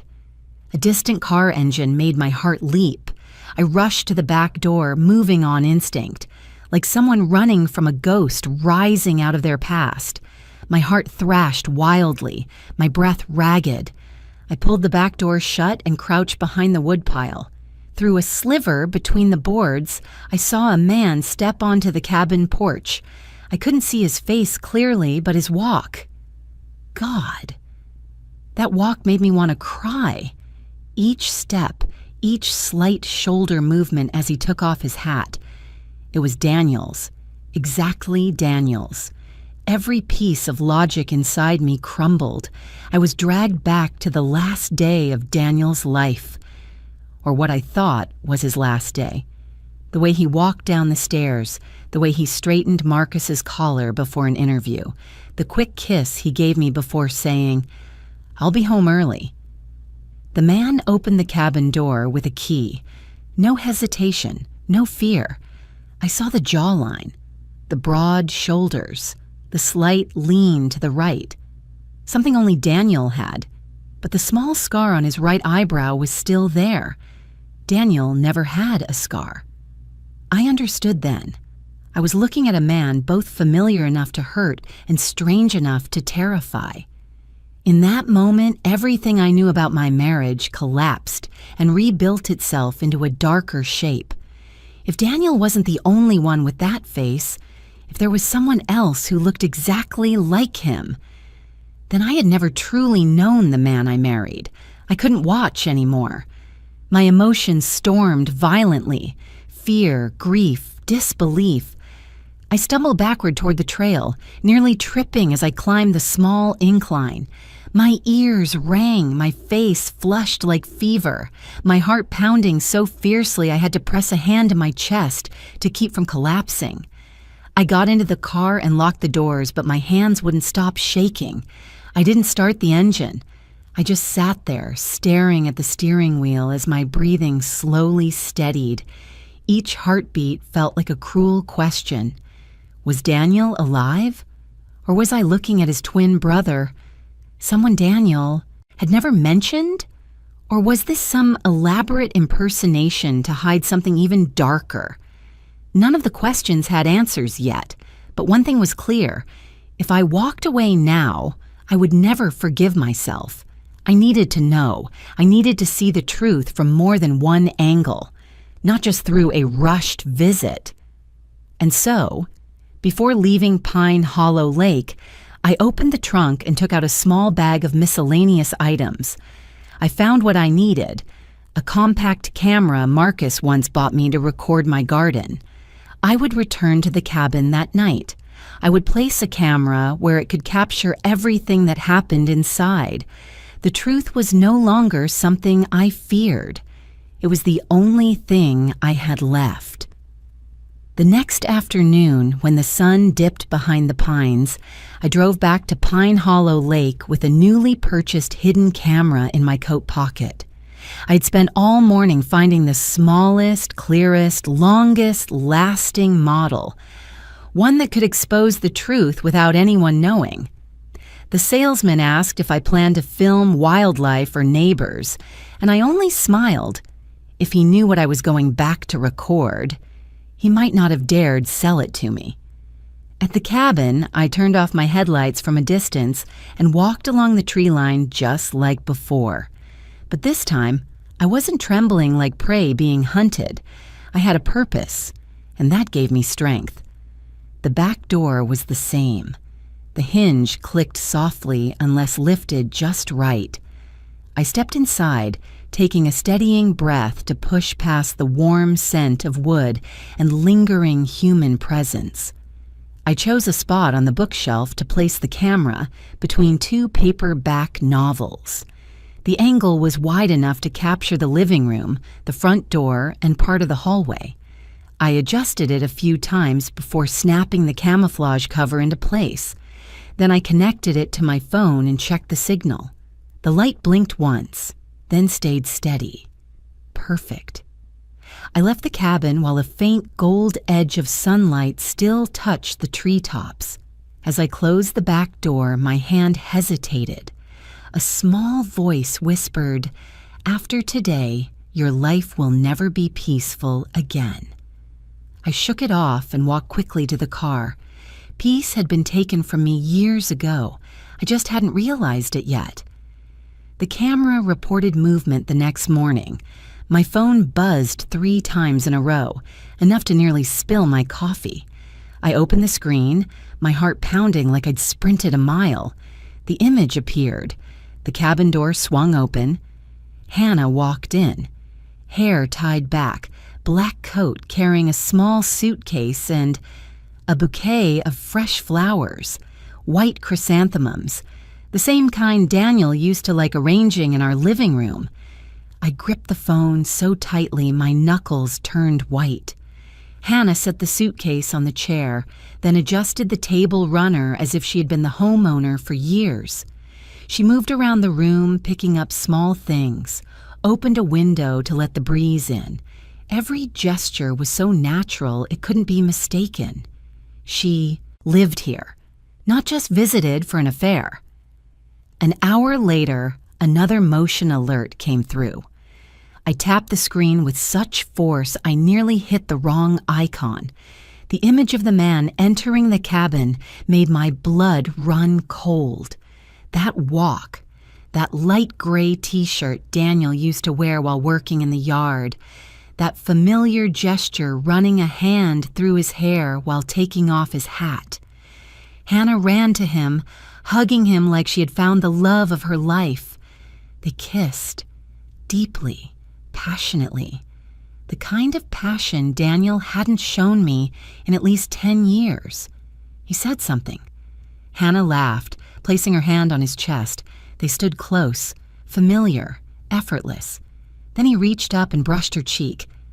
Exactly the way Daniel brushed my hair when I had a headache in 1998. They held hands and walked into the bedroom, disappearing from view. I shut off the screen. If I didn't, I would have thrown up. My kitchen suddenly felt foreign. The floor tilted, my spine chilled. I braced myself on the counter, trying to breathe, but each inhale felt knife-like. If that man wasn't Daniel, then why did he have all of Daniel's habits? And if he was Daniel, why had he chosen to live with the woman who destroyed our son's marriage? More importantly, what had he done to vanish from our lives? But no matter the answer, one thing was certain. I couldn't sit back anymore. I had to confront them. I was just about to call Hannah when my phone rang. Marcus. His voice was cheerful. "Hey, Mom, can I come for dinner tonight? I want to ask you about Dad's tax files. And, have you heard anything from Hannah? She's been acting strange." I swallowed the pain rising in my throat and answered as calmly as I could. "Sure, honey, come over. I'll make your favorite." I didn't know how to talk to my son while holding a truth that could reduce his heart to ashes. But I also knew I couldn't let Marcus fall into this nightmare before I understood everything myself. All day, even while cooking, my eyes kept drifting toward the phone. No more alerts. The cabin was quiet while I played the role of calm mother for Marcus. He talked about work, the neighbors, the little boy across the street learning to ride a bike. I nodded, smiled, asked the right questions, all while feeling like an empty shell. My mind stayed in the cabin. The shutting door, Hannah's laughter, that man's silhouette cutting into my heart with each image. I walked Marcus to the door and watched his car disappear behind the maple trees. As the gate closed, my face finally collapsed. I went upstairs, grabbed my coat, shoved my keys into my pocket. I knew what I was about to do wasn't safe, wasn't wise, but I had no other choice. If I didn't face them now, I never would. I drove into the night, following the same road to Pine Hollow Lake. Tonight the cabin would no longer be just a hiding place for secrets. It would be the place where I forced the truth to show its face.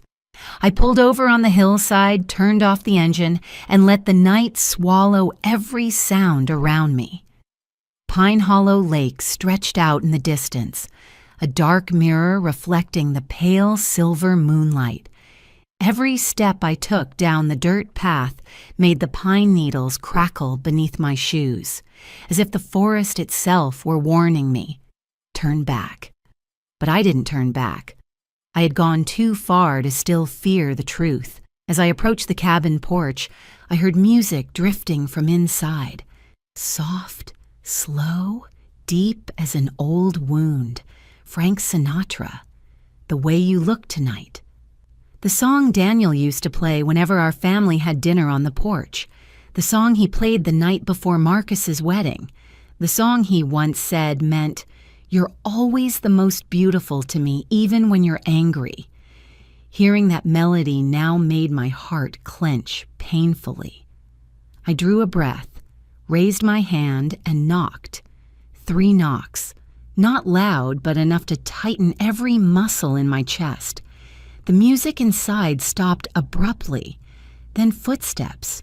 Slow, heavy, as if the person inside were trying to guess who stood out there. The door opened, and I saw him. It took me several seconds before I remembered how to breathe. That face, that jawline, those eyes, that familiar furrowed brow. All of it was Daniel, but also not.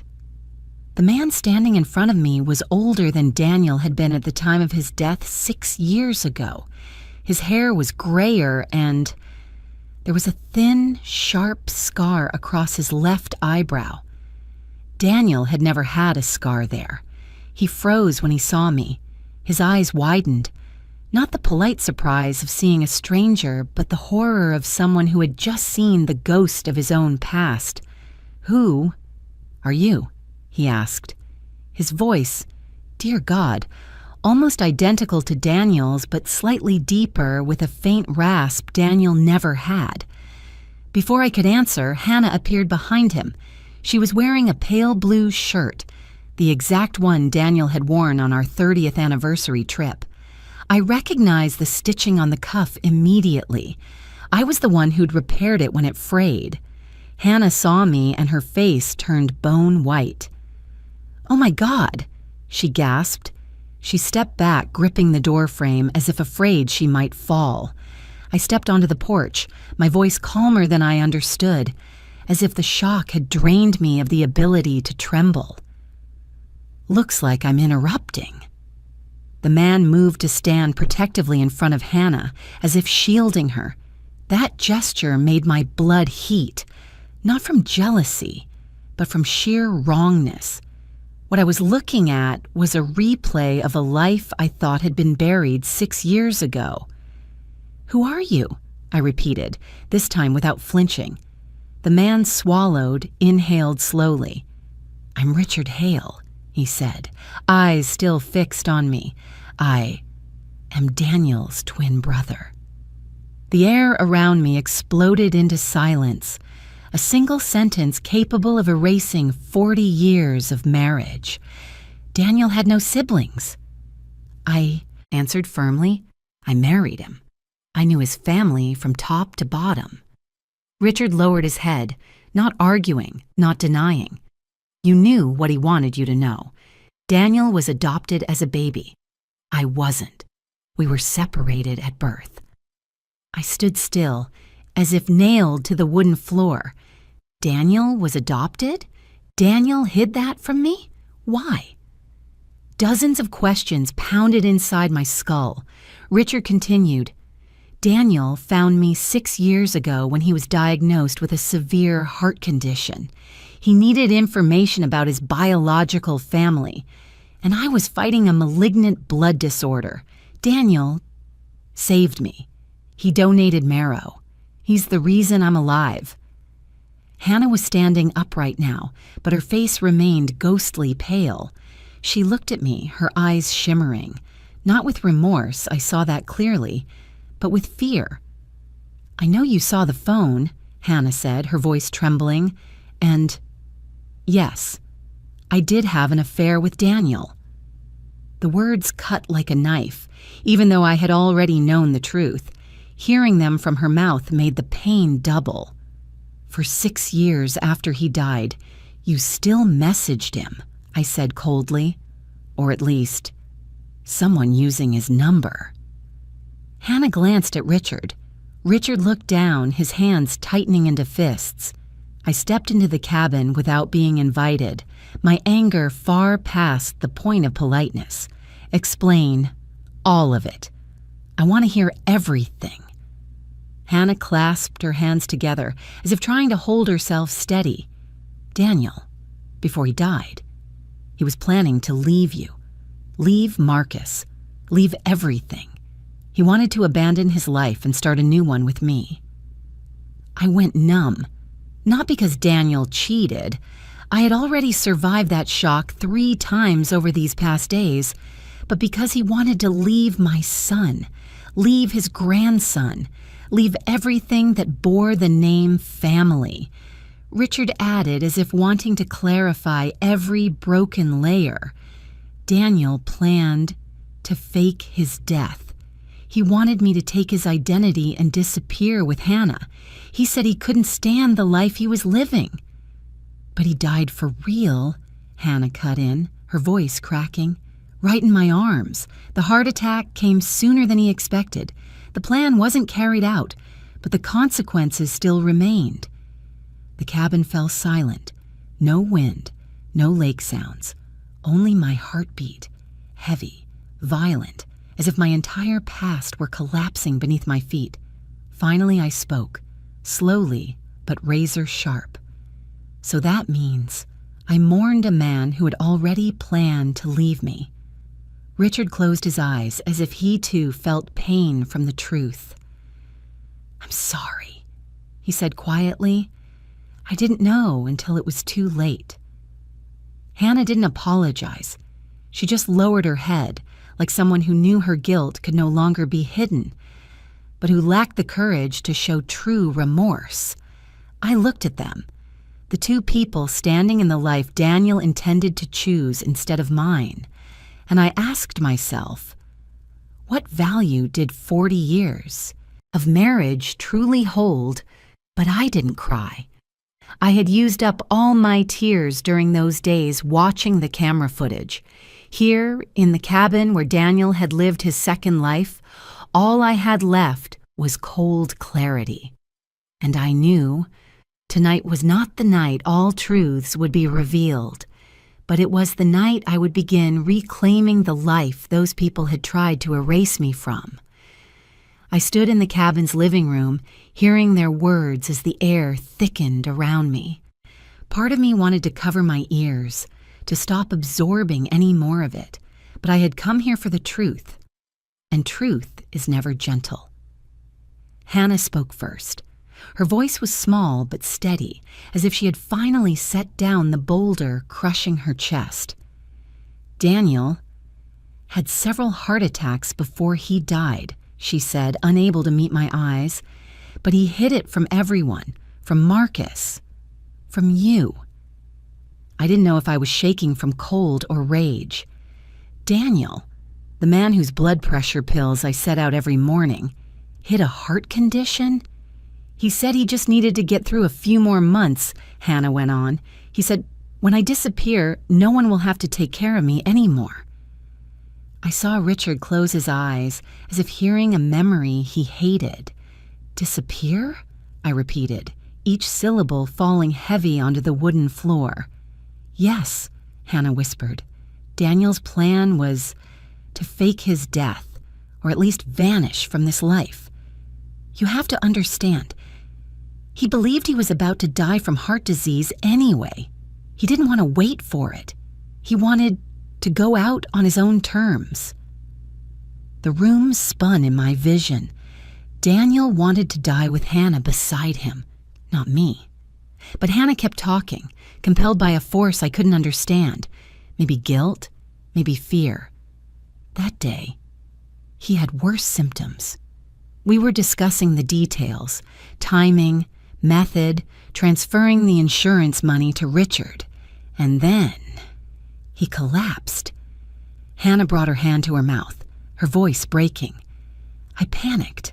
I didn't call 911 right away. The world dropped out from under me. I had to grab the back of a chair. Richard spoke, his voice low and rough. Hannah said Daniel wanted to go quietly, that he had accepted his death, but he looked at me, his eyes painfully honest. "You and I both know that doesn't justify not calling for help." "You let him die," I whispered, my lips so dry it hurt to speak. "You let him die." Hannah sobbed, choking on her words. I thought if I waited just a few more minutes, what Daniel wanted would become true. I was wrong. I didn't understand he still had hope to live. I turned away. I couldn't look at her another second. Then Hannah's voice softened. "After Daniel died, I remembered the plan he'd mentioned, about Richard receiving the life insurance and leaving with me. So I called Richard to tell him." Richard's hands tightened until his knuckles whitened. I refused. I was sick, still in treatment. And that plan, my God, what kind of morality would allow me to do that? I told Hannah not to contact me again. I looked at him, and for the first time, sensed something genuine in his tone. Hannah continued, "But then Richard recovered. A strange miracle. After 2 years, he was completely healthy. Daniel always said something about the twin bond between them, that they could save each other, and it turned out to be true. Richard rubbed his forehead, exhaling heavily. After I got better, I went to see Hannah, to thank Daniel for saving me. And then we continued the relationship that had been left unfinished. No Daniel, no marrow donation, just two people who had lost too much and clung to each other to survive. I felt like I was standing inside a story that had never included me.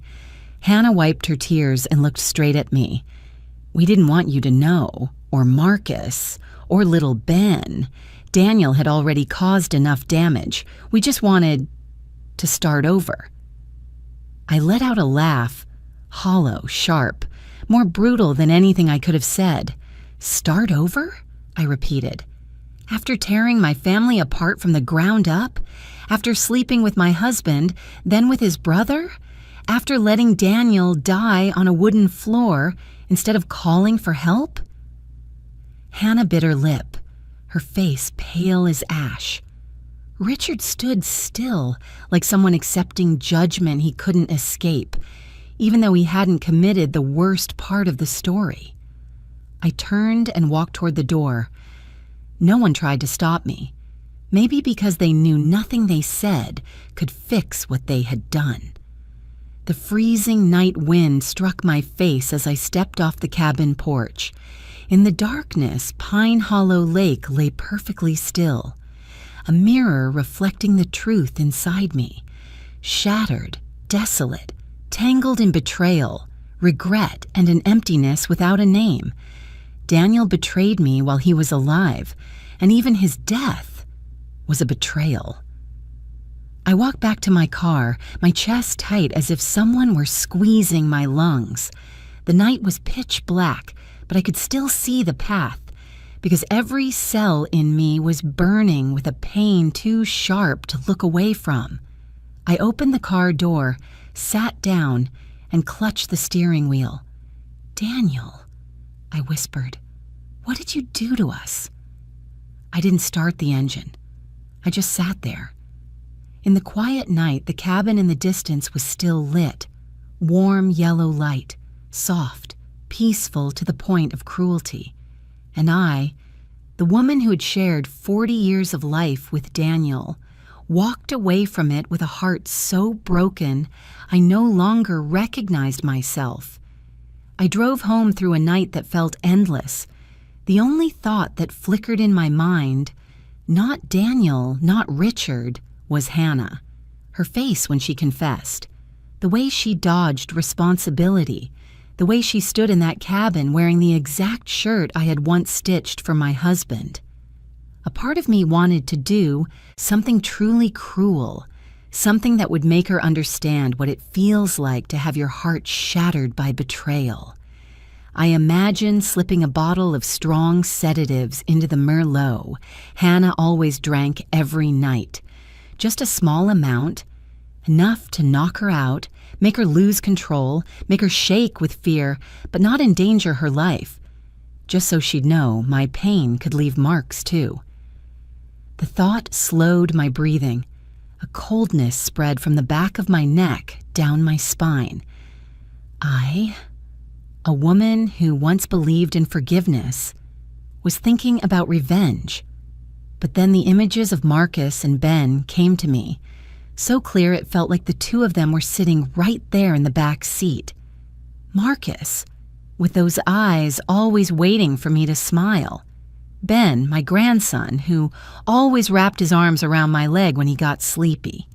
If I hurt Hannah, even just to scare her, everything would come back down on my own family, and those two innocent souls would bear the consequences in her place. I let my hands fall from the steering wheel and leaned my head against the seat for a long minute. No, I couldn't turn myself into someone like them, but I also couldn't let them live peacefully as if nothing had happened. A few days later, at our usual family dinner at my house, I returned with the calmest appearance I could manage. I made roasted chicken, steamed corn, and pudding, Ben's favorite. Marcus and Hannah arrived on time. When Hannah stepped into the kitchen to help me set the plates, I glanced quickly at her face. She avoided my eyes, something Marcus never noticed. During dinner, Marcus cheerfully talked about work. Ben ran circles around the table with his toy car in hand. Only Hannah was unusually quiet. Every time I opened my mouth to ask something, she jumped like someone who had brushed against an electric wire. I set my glass down and smiled as if I were just making small talk. "Are you two doing well lately, Hannah? Work, marriage, everything still going smoothly?" Marcus kept scooping corn for Ben, not noticing anything, but Hannah froze. Her eyes locked onto mine with a panic only I could see. I curled my lips, not a smile, but a warning unspoken. "I know everything." That was the message I sent her with my eyes, and she understood, immediately. Her face drained of color, her lips quivered even though she tried to force a weak smile. "Yes, we're fine," she said softly, staring down at her plate like she wanted to crawl into it. My trap wasn't poison. It was the truth lying silently between us. After Marcus took Ben to bathe, I stood, wiped my hands on a towel, and said quietly, "Hannah, help me in the kitchen for a moment." She followed me, every step like she was walking into an interrogation room instead of my vanilla-scented kitchen. I turned, leaned against the counter, and looked straight at her. No yelling, no crying, no anger. That calmness made her shake more than any scream could. "I'll keep the secret," I said, each word measured and clear. "Marcus will never know. If you don't make him find out—" Hannah opened her mouth but couldn't produce a sound. I continued, "But if my son suffers one more drop of pain because of you, just one, I swear I'll expose everything. I have photos, videos, confessions. I'll let Marcus see all of it himself." Hannah stepped back, her lips trembling violently. I'll leave Marcus," she whispered. "I promise I'll leave, quietly, without hurting anyone, I swear." I looked straight into her eyes, not to judge her sincerity, but to make sure she understood I was no longer the gentle, easily wounded woman I used to be. In that moment, I felt something shift inside me. Power. Not the power to destroy someone. The power of someone who holds the truth. Someone who can protect her family from the worst. Someone who decides who gets to remain in this story. And who must leave it. When Hannah lowered her head, avoiding my gaze, mumbling her promise to disappear quietly, I realized that for the first time since Daniel died, I wasn't the victim anymore. I was the one holding the scale. And that feeling, painful as it was, still made me stand taller, breathe deeper, and know that the rest of my life would be guided by no one but myself. A month passed slowly, as if time itself were watching to see whether I would keep my promise. Hannah avoided me completely but kept her calm facade around Marcus, until the night she walked into my house, sat across from me, and announced in an even voice, "I want to divorce Marcus, because we no longer share the same views." I looked at her, saying nothing, just observing. That calmness that was too practiced. Those eyes trying to appear innocent while always avoiding mine. The way she lifted her glass without her hand trembling, as if everything were a calculated decision. Marcus didn't have that kind of calm. When he heard the news, it was like watching someone fall from a rooftop onto cold concrete. His shoulders collapsed instantly. The same way Daniel looked 30 years ago when he learned he'd lost his job. But Marcus didn't yell, didn't blame, didn't demand answers. He just repeated one sentence, his voice cracking. "If that's what she wants, I have to respect it." I wanted to hold my son, to tell him the truth, to tell him none of this was his fault, that Hannah's heart had belonged somewhere else, to someone else for a long time. But I had to grit my teeth. The promise I had made in that kitchen still wrapped around my chest like a binding strap. I would keep the secret if she didn't hurt Marcus further. Divorce, painful as it was the least harmful outcome. Hannah moved out in just 3 days, never looked back once, left nothing behind except a neatly folded divorce paper on Marcus's dining table. What shocked me wasn't that she left, but where she went. She didn't move back to her parents' house or to a temporary place. She, moved to Arizona with Richard, a pair built on secrets, a pair connected by Daniel's death, a pair whose very existence was enough to tear my family apart. Ben was different. He was only 6, his eyes wide with confusion as he watched his mother pack. "Mommy's gonna work far away, Grandma?" he asked, hugging my leg. I looked at Marcus. He bit his lip before answering gently. "Yes, Mom has to work somewhere new, but she still loves you." Half true, half false, more painful than the whole truth. I held my grandson, feeling his heartbeat against my chest, and reminded myself that every decision I made was to protect these small souls from the shock adults had created. Marcus tried to be strong, but I saw the emptiness in his eyes every morning when he held his coffee. I comforted him with familiar phrases. "You'll be okay. Everything happens for a reason." But inside me, a storm roared. I was the only one in the house who knew the truth, and the only one who had to carry it like a sharp stone lodged in my heart.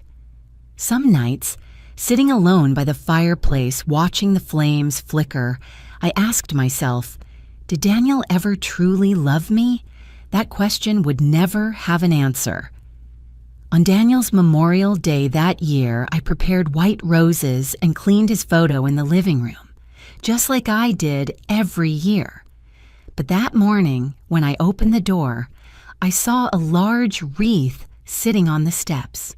From Richard, with gratitude. I froze. A message of gratitude left at my door.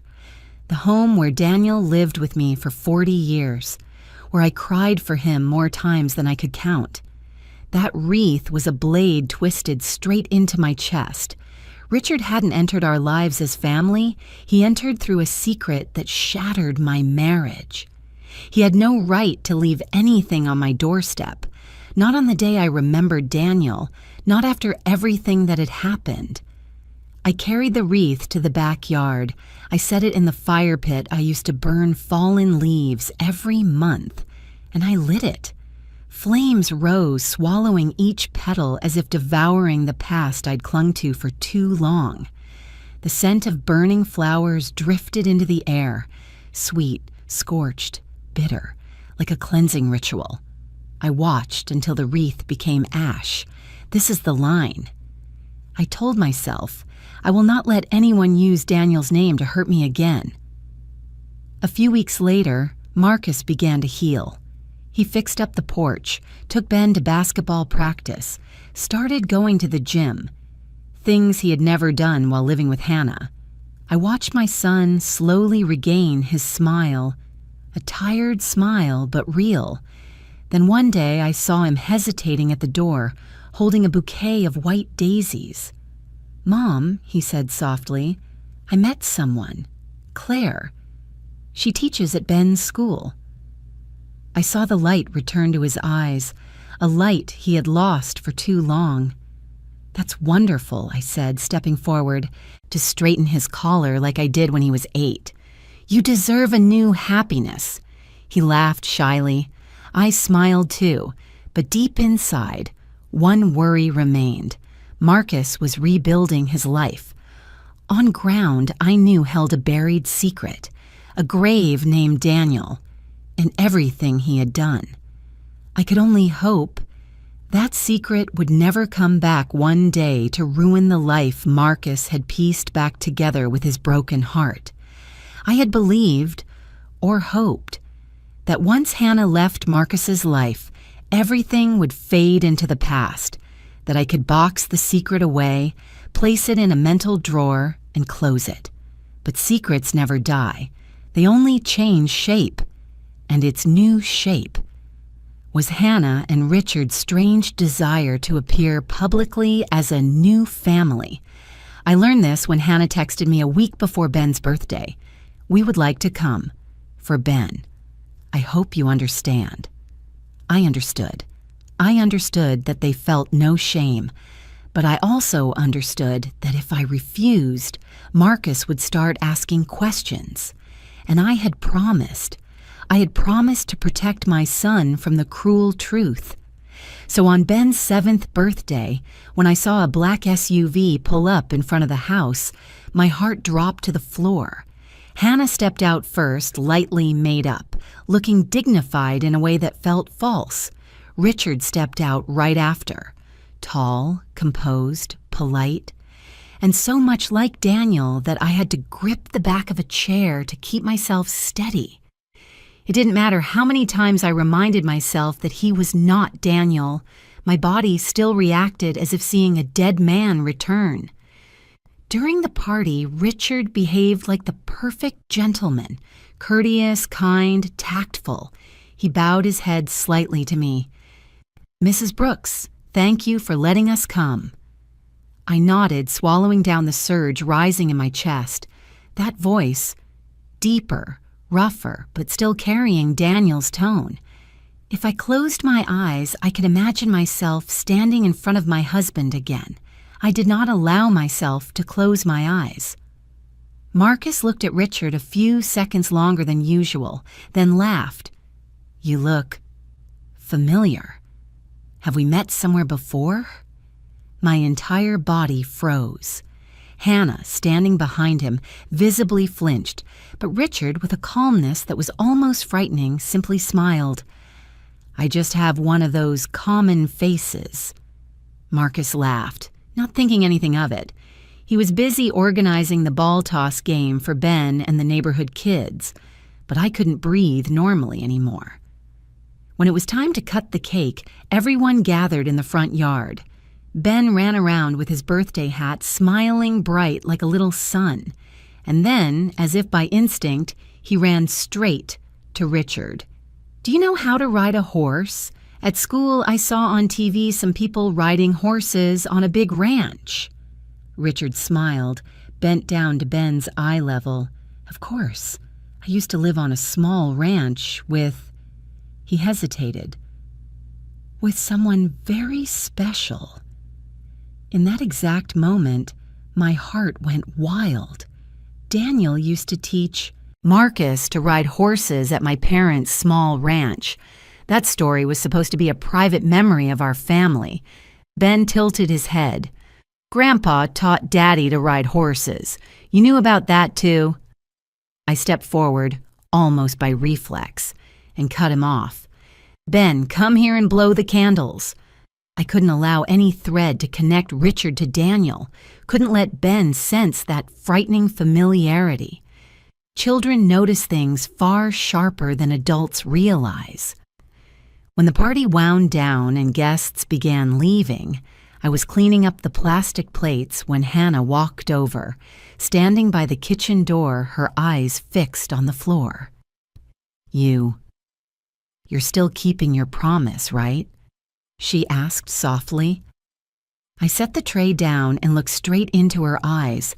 No anger anymore, just a cold exhaustion. "I have kept it," I said, "and Marcus still doesn't know anything." Hannah bit her lip. "Please, don't say anything. We just want to live peacefully." I let out a short, almost humorless laugh. "Peacefully? After everything that's been done?" She bowed her head, not arguing. "Just, please don't ruin our new life. We need a chance to start over." I didn't answer, because I knew, and she knew, that the plea had no foundation. Nothing built on deception can ever be peaceful. As they were leaving, Richard turned back and gave me one last look. That gaze, those eyes shaped like Daniel's, cut straight through me like a reminder. I'm still here. I still exist in your family whether you want it or not. And I understood something more clearly than ever. My family would never escape their shadows. Not Hannah, not Richard, and not Daniel, the man who ruined his own life and then left the pieces in someone else's hands. The secret I carried, the secret about Daniel's death, the betrayal, the planned escape, could no longer stay quiet. It was like a wild beast trapped in my chest, silent, dangerous, and just waiting for the smallest crack to break loose. As I watched their car disappear behind the row of pines, I whispered to myself, how long until that secret climbs out of its grave? I knew the answer. Soon. Very soon. Because ghosts never really leave. They just stand behind us waiting for us to turn around. Ben began asking the first questions one afternoon that seemed peaceful. He was sitting on the living room floor building a tiny ranch out of wooden blocks, with a horse stall, a fence, even a little well he made using a bottle cap as a roof. I was folding towels on the chair when Ben suddenly looked up, his big round eyes full of a strange realization. Grandma, did you know Mr. Richard before? My hands froze mid-air. Why would you ask that? Ben shrugged, kept stacking the blocks, but his voice stayed uncertain. Because Mr. Richard looks like somebody. I don't remember who, but a lot. Like, I've seen him before. My stomach dropped. A 6-year-old doesn't lie the way adults do. They just speak whatever their mind can't make sense of. And the familiarity Ben felt, that was exactly what I had feared. I forced a soft smile. Maybe you're just confused, Ben. Grown-ups all look a little alike. You know that. Ben tilted his head, thinking. But he talked about a ranch, just like Grandpa did when he told Daddy stories. I felt as if someone had tied a rope around my chest and pulled tight. Even though I'd prepared for months, I didn't expect the day to come so quickly. The day a child started noticing pieces that didn't belong together. I put my hand on Ben's shoulder and squeezed gently. Don't worry about that, sweetheart. Grown-ups have lots of complicated things. But my words were too vague, too shaky. Children can feel fear even when they don't understand it. As soon as Ben ran out into the yard, I closed the kitchen door and called Hannah. She answered after just one ring, her voice already laced with worry. What happened? I warned you, I said bluntly. Ben is starting to ask questions about Richard. I heard her swallow hard on the other end. Richard, just needs to keep some distance. He just needs to stay low-key, that's all. But Hannah reacted instantly, her voice tightening. No, we've decided. If anyone asks, Richard is a distant relative of Daniel's. They share some similar traits, a simple, easy-to-follow story. I nearly let out a bitter laugh. Another made-up story? Another disguise? You really think that will fool a smart child? It's the only option, Hannah said, sounding cornered. We don't want Ben shocked. We don't want Marcus suspicious. Richard needs to be present in Ben's life in the least messy way. The least messy way, I repeated, my voice turning cold. The least messy way is for both of you to disappear from our lives. Hannah didn't answer. I heard her breathing hard. Finally, her voice dropped to a fragile whisper. You know that exposing this truth would destroy everything. Marcus, Ben, everything would fall apart. I closed my eyes, and in that moment I saw clearly where my limits were. The truth, even when right, could become a blade cutting straight into my family. Ben was too young.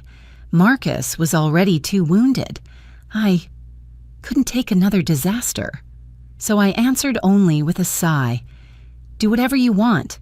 Just don't let Ben get hurt. On the other end, Hannah's voice trembled. "We'll be careful. Ben just needs time to get used to things. And later, if necessary, we'll tell him a small part of the truth." I immediately pushed back. No more half-truths, no more layers. Every new lie weighs everything down even more.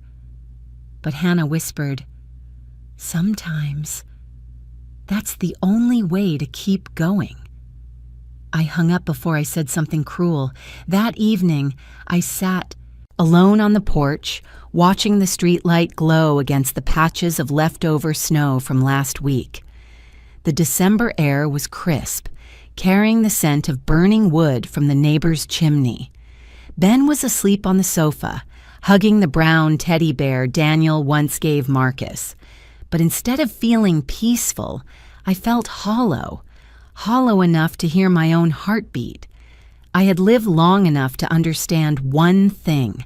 Nothing is more dangerous than a big secret brushed by a child's hand. Children don't fully grasp things, but they feel and they remember. Small questions grow into big ones over time. I looked at Ben sleeping, his little eyebrows slightly furrowed as if he were trying to solve a puzzle. In him, I saw the future. A future where he would have to live inside the web of lies adults spun around him. And I, the grandmother who loved him more than anything, was the one holding the main thread of that web. The sadness sat heavy on my chest like a stone. I stroked his hair gently and whispered, "I'm sorry, Ben. I'm trying my best to keep you out of the storm, but sometimes even I don't know where the storm is coming from anymore." Then I leaned back, staring into the thickening darkness outside the window.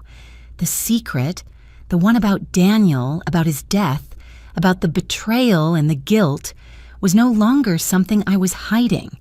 It had become a living thing, a shadow following every step of my family. And the day Ben asked his first question, I knew the road ahead would no longer be smooth, not because I didn't want to tell the truth, but because once spoken, the truth would destroy everything good left in this family. All I could do was hope one thing, that I would be strong enough to keep everything from collapsing, at least until Ben grew up and could handle the truth we had buried for far too long. The family birthday party that year happened on an early spring afternoon, when the air still held a bit of chill, but the sunlight was warm enough for everyone to sit in the backyard. I hung little flag banners along the fence. Marcus blew up balloons, and Ben ran around with his paper hat tilted to one side. Everything looked like an ordinary family preparing for a special day. If you didn't count the fact that the two guests about to walk through that gate were the ones who destroyed my family, and the living shadow of Daniel under the name of someone else. When the SUV stopped, I inhaled so deeply my chest hurt. The door opened, and Hannah stepped out first. She was dressed more neatly than usual, a cream dress, a light jacket, the gentle look of a woman who had stabilized her life. Right after that, Richard stepped out, not hiding, not avoiding, but with the posture of a legitimate partner, his hand resting lightly on Hannah's back the same way Daniel had supported me for so many years. I heard Marcus's voice behind me. "Mom, they're here." I had to fight not to wince when I saw Marcus smiling as he greeted them. It wasn't his fault. He didn't know anything. He just saw two adults trying to behave civilly after a divorce. I wiped my hands on my apron and walked over with the most artificial smile I had ever worn in my life. "Hello, both of you. Thanks for coming." Richard nodded, trying to soften his expression, but there was still something in his presence that made it hard to breathe. Too much like Daniel. The stance, the eyes, the restrained smile. Even if I told myself 100 times that this was Richard, not Daniel, my body still reacted through memory. I had to pretend this was the first time we were meeting, as if I hadn't stood in that cabin at Pine Hollow Lake, facing him in the dark, listening to him reveal secrets that shattered my life. Ben didn't sense any of the tension. He ran to hug Hannah, then turned to Richard. "Mr. Richard, let me tell you, I got the best sticker in class today." Richard bent down, smiling warmly at him, and in that moment, I saw the two of them, Richard and my grandson, as if they were standing inside a family picture I would never allow to exist. I had to turn away to catch my breath. The party went on as usual. Marcus grilled meat, Claire came too, bringing a homemade apple tart. Everyone ate and chatted. Only I was aware of every movement Richard made, as if each of his steps threatened the fragile stability I had tried so hard to hold on to. Ben laughed the whole time, and Marcus felt relieved because everyone is getting along again. He didn't know that this harmony was just a new coat of paint covering a wall that was already split wide open underneath. When the weather started to turn cold, Marcus patted Richard on the shoulder. "Hey, stay a bit. I want to talk about Ben's summer classes." I froze.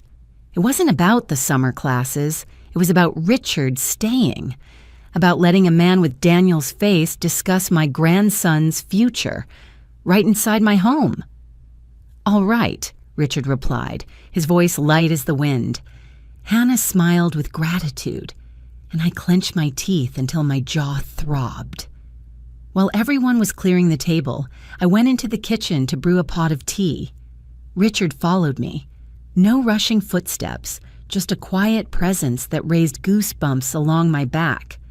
I set the kettle on the stove. Richard stood near the doorway, hands in his pockets. "We need to talk," he said. "I don't think we have anything left to say," I answered without looking at him. "Yes," he said slowly. "I want to do the right thing." I let out a short, sharp laugh, like a shard of glass. "The right thing? Now? After everything that's happened?" Richard fell silent for a moment. "You may not believe me, but I never meant to destroy your family. Daniel, he pulled me into this. I only followed because I owed him my life." I turned around, looking directly into the eyes I had stared into for 40 years, even though the man standing there was not my husband. "A life debt doesn't give you permission to take someone else's family," I said. "It doesn't give you permission to stand here in my kitchen and talk as if you were the one forced into this." My voice was low but sharp, like a blade slicing through every excuse he had. Richard lowered his eyes. "I know everything I say means nothing to you," he whispered. "Yes," I answered, "because you represent the thing that killed my family. Not because you wanted to, not because you meant to, but because you exist. That's all." The air grew heavy like stone. Richard stood still for a long time, as if weighing every breath. Finally, he said, "I'll stay out of your way. I promise. I'll only show up if Marcus asks, or for Ben, if it's truly necessary." I looked at him, my heart cold as winter ice. "I will protect my children and grandchildren," I said clearly, "whether the person standing in front of me is the second version of my husband or not. I will not let any secret, any face destroy their lives again." Richard nodded, his eyes carrying something between sadness and surrender. "I understand," he said, "and I'm sorry." I didn't say anything else. I just turned away and poured the tea as if the conversation had been between two strangers. But when Richard left the kitchen, I placed my hand on the counter just to stay steady, because even though he had promised to stay out of my sight, even though he had admitted defeat, even though he was trying to fix what he could, I knew he was still the dark shadow hanging over my family, a quiet but persistent presence, A reminder that in this life, sometimes we don't escape the past. We only learn to live beside it. And that night, after the party ended, after Marcus and Ben hugged me goodnight, after Richard's footsteps had faded past the gate, I still heard inside my chest a small, thin vibration, like the surface of Pine Hollow Lake when touched lightly. Nothing ever truly ends. Not with secrets like ours. Not when the man wearing my husband's face is still somewhere out there. The next 2 years went by in a strange rhythm, fast enough that I couldn't count the days, slow enough that each month carried a new layer of healing for my family. After a storm, people don't go back to who they were. They only learn how to stand on the broken pieces. Marcus was the first to stand up. He married Claire on an autumn afternoon in a small garden behind a church.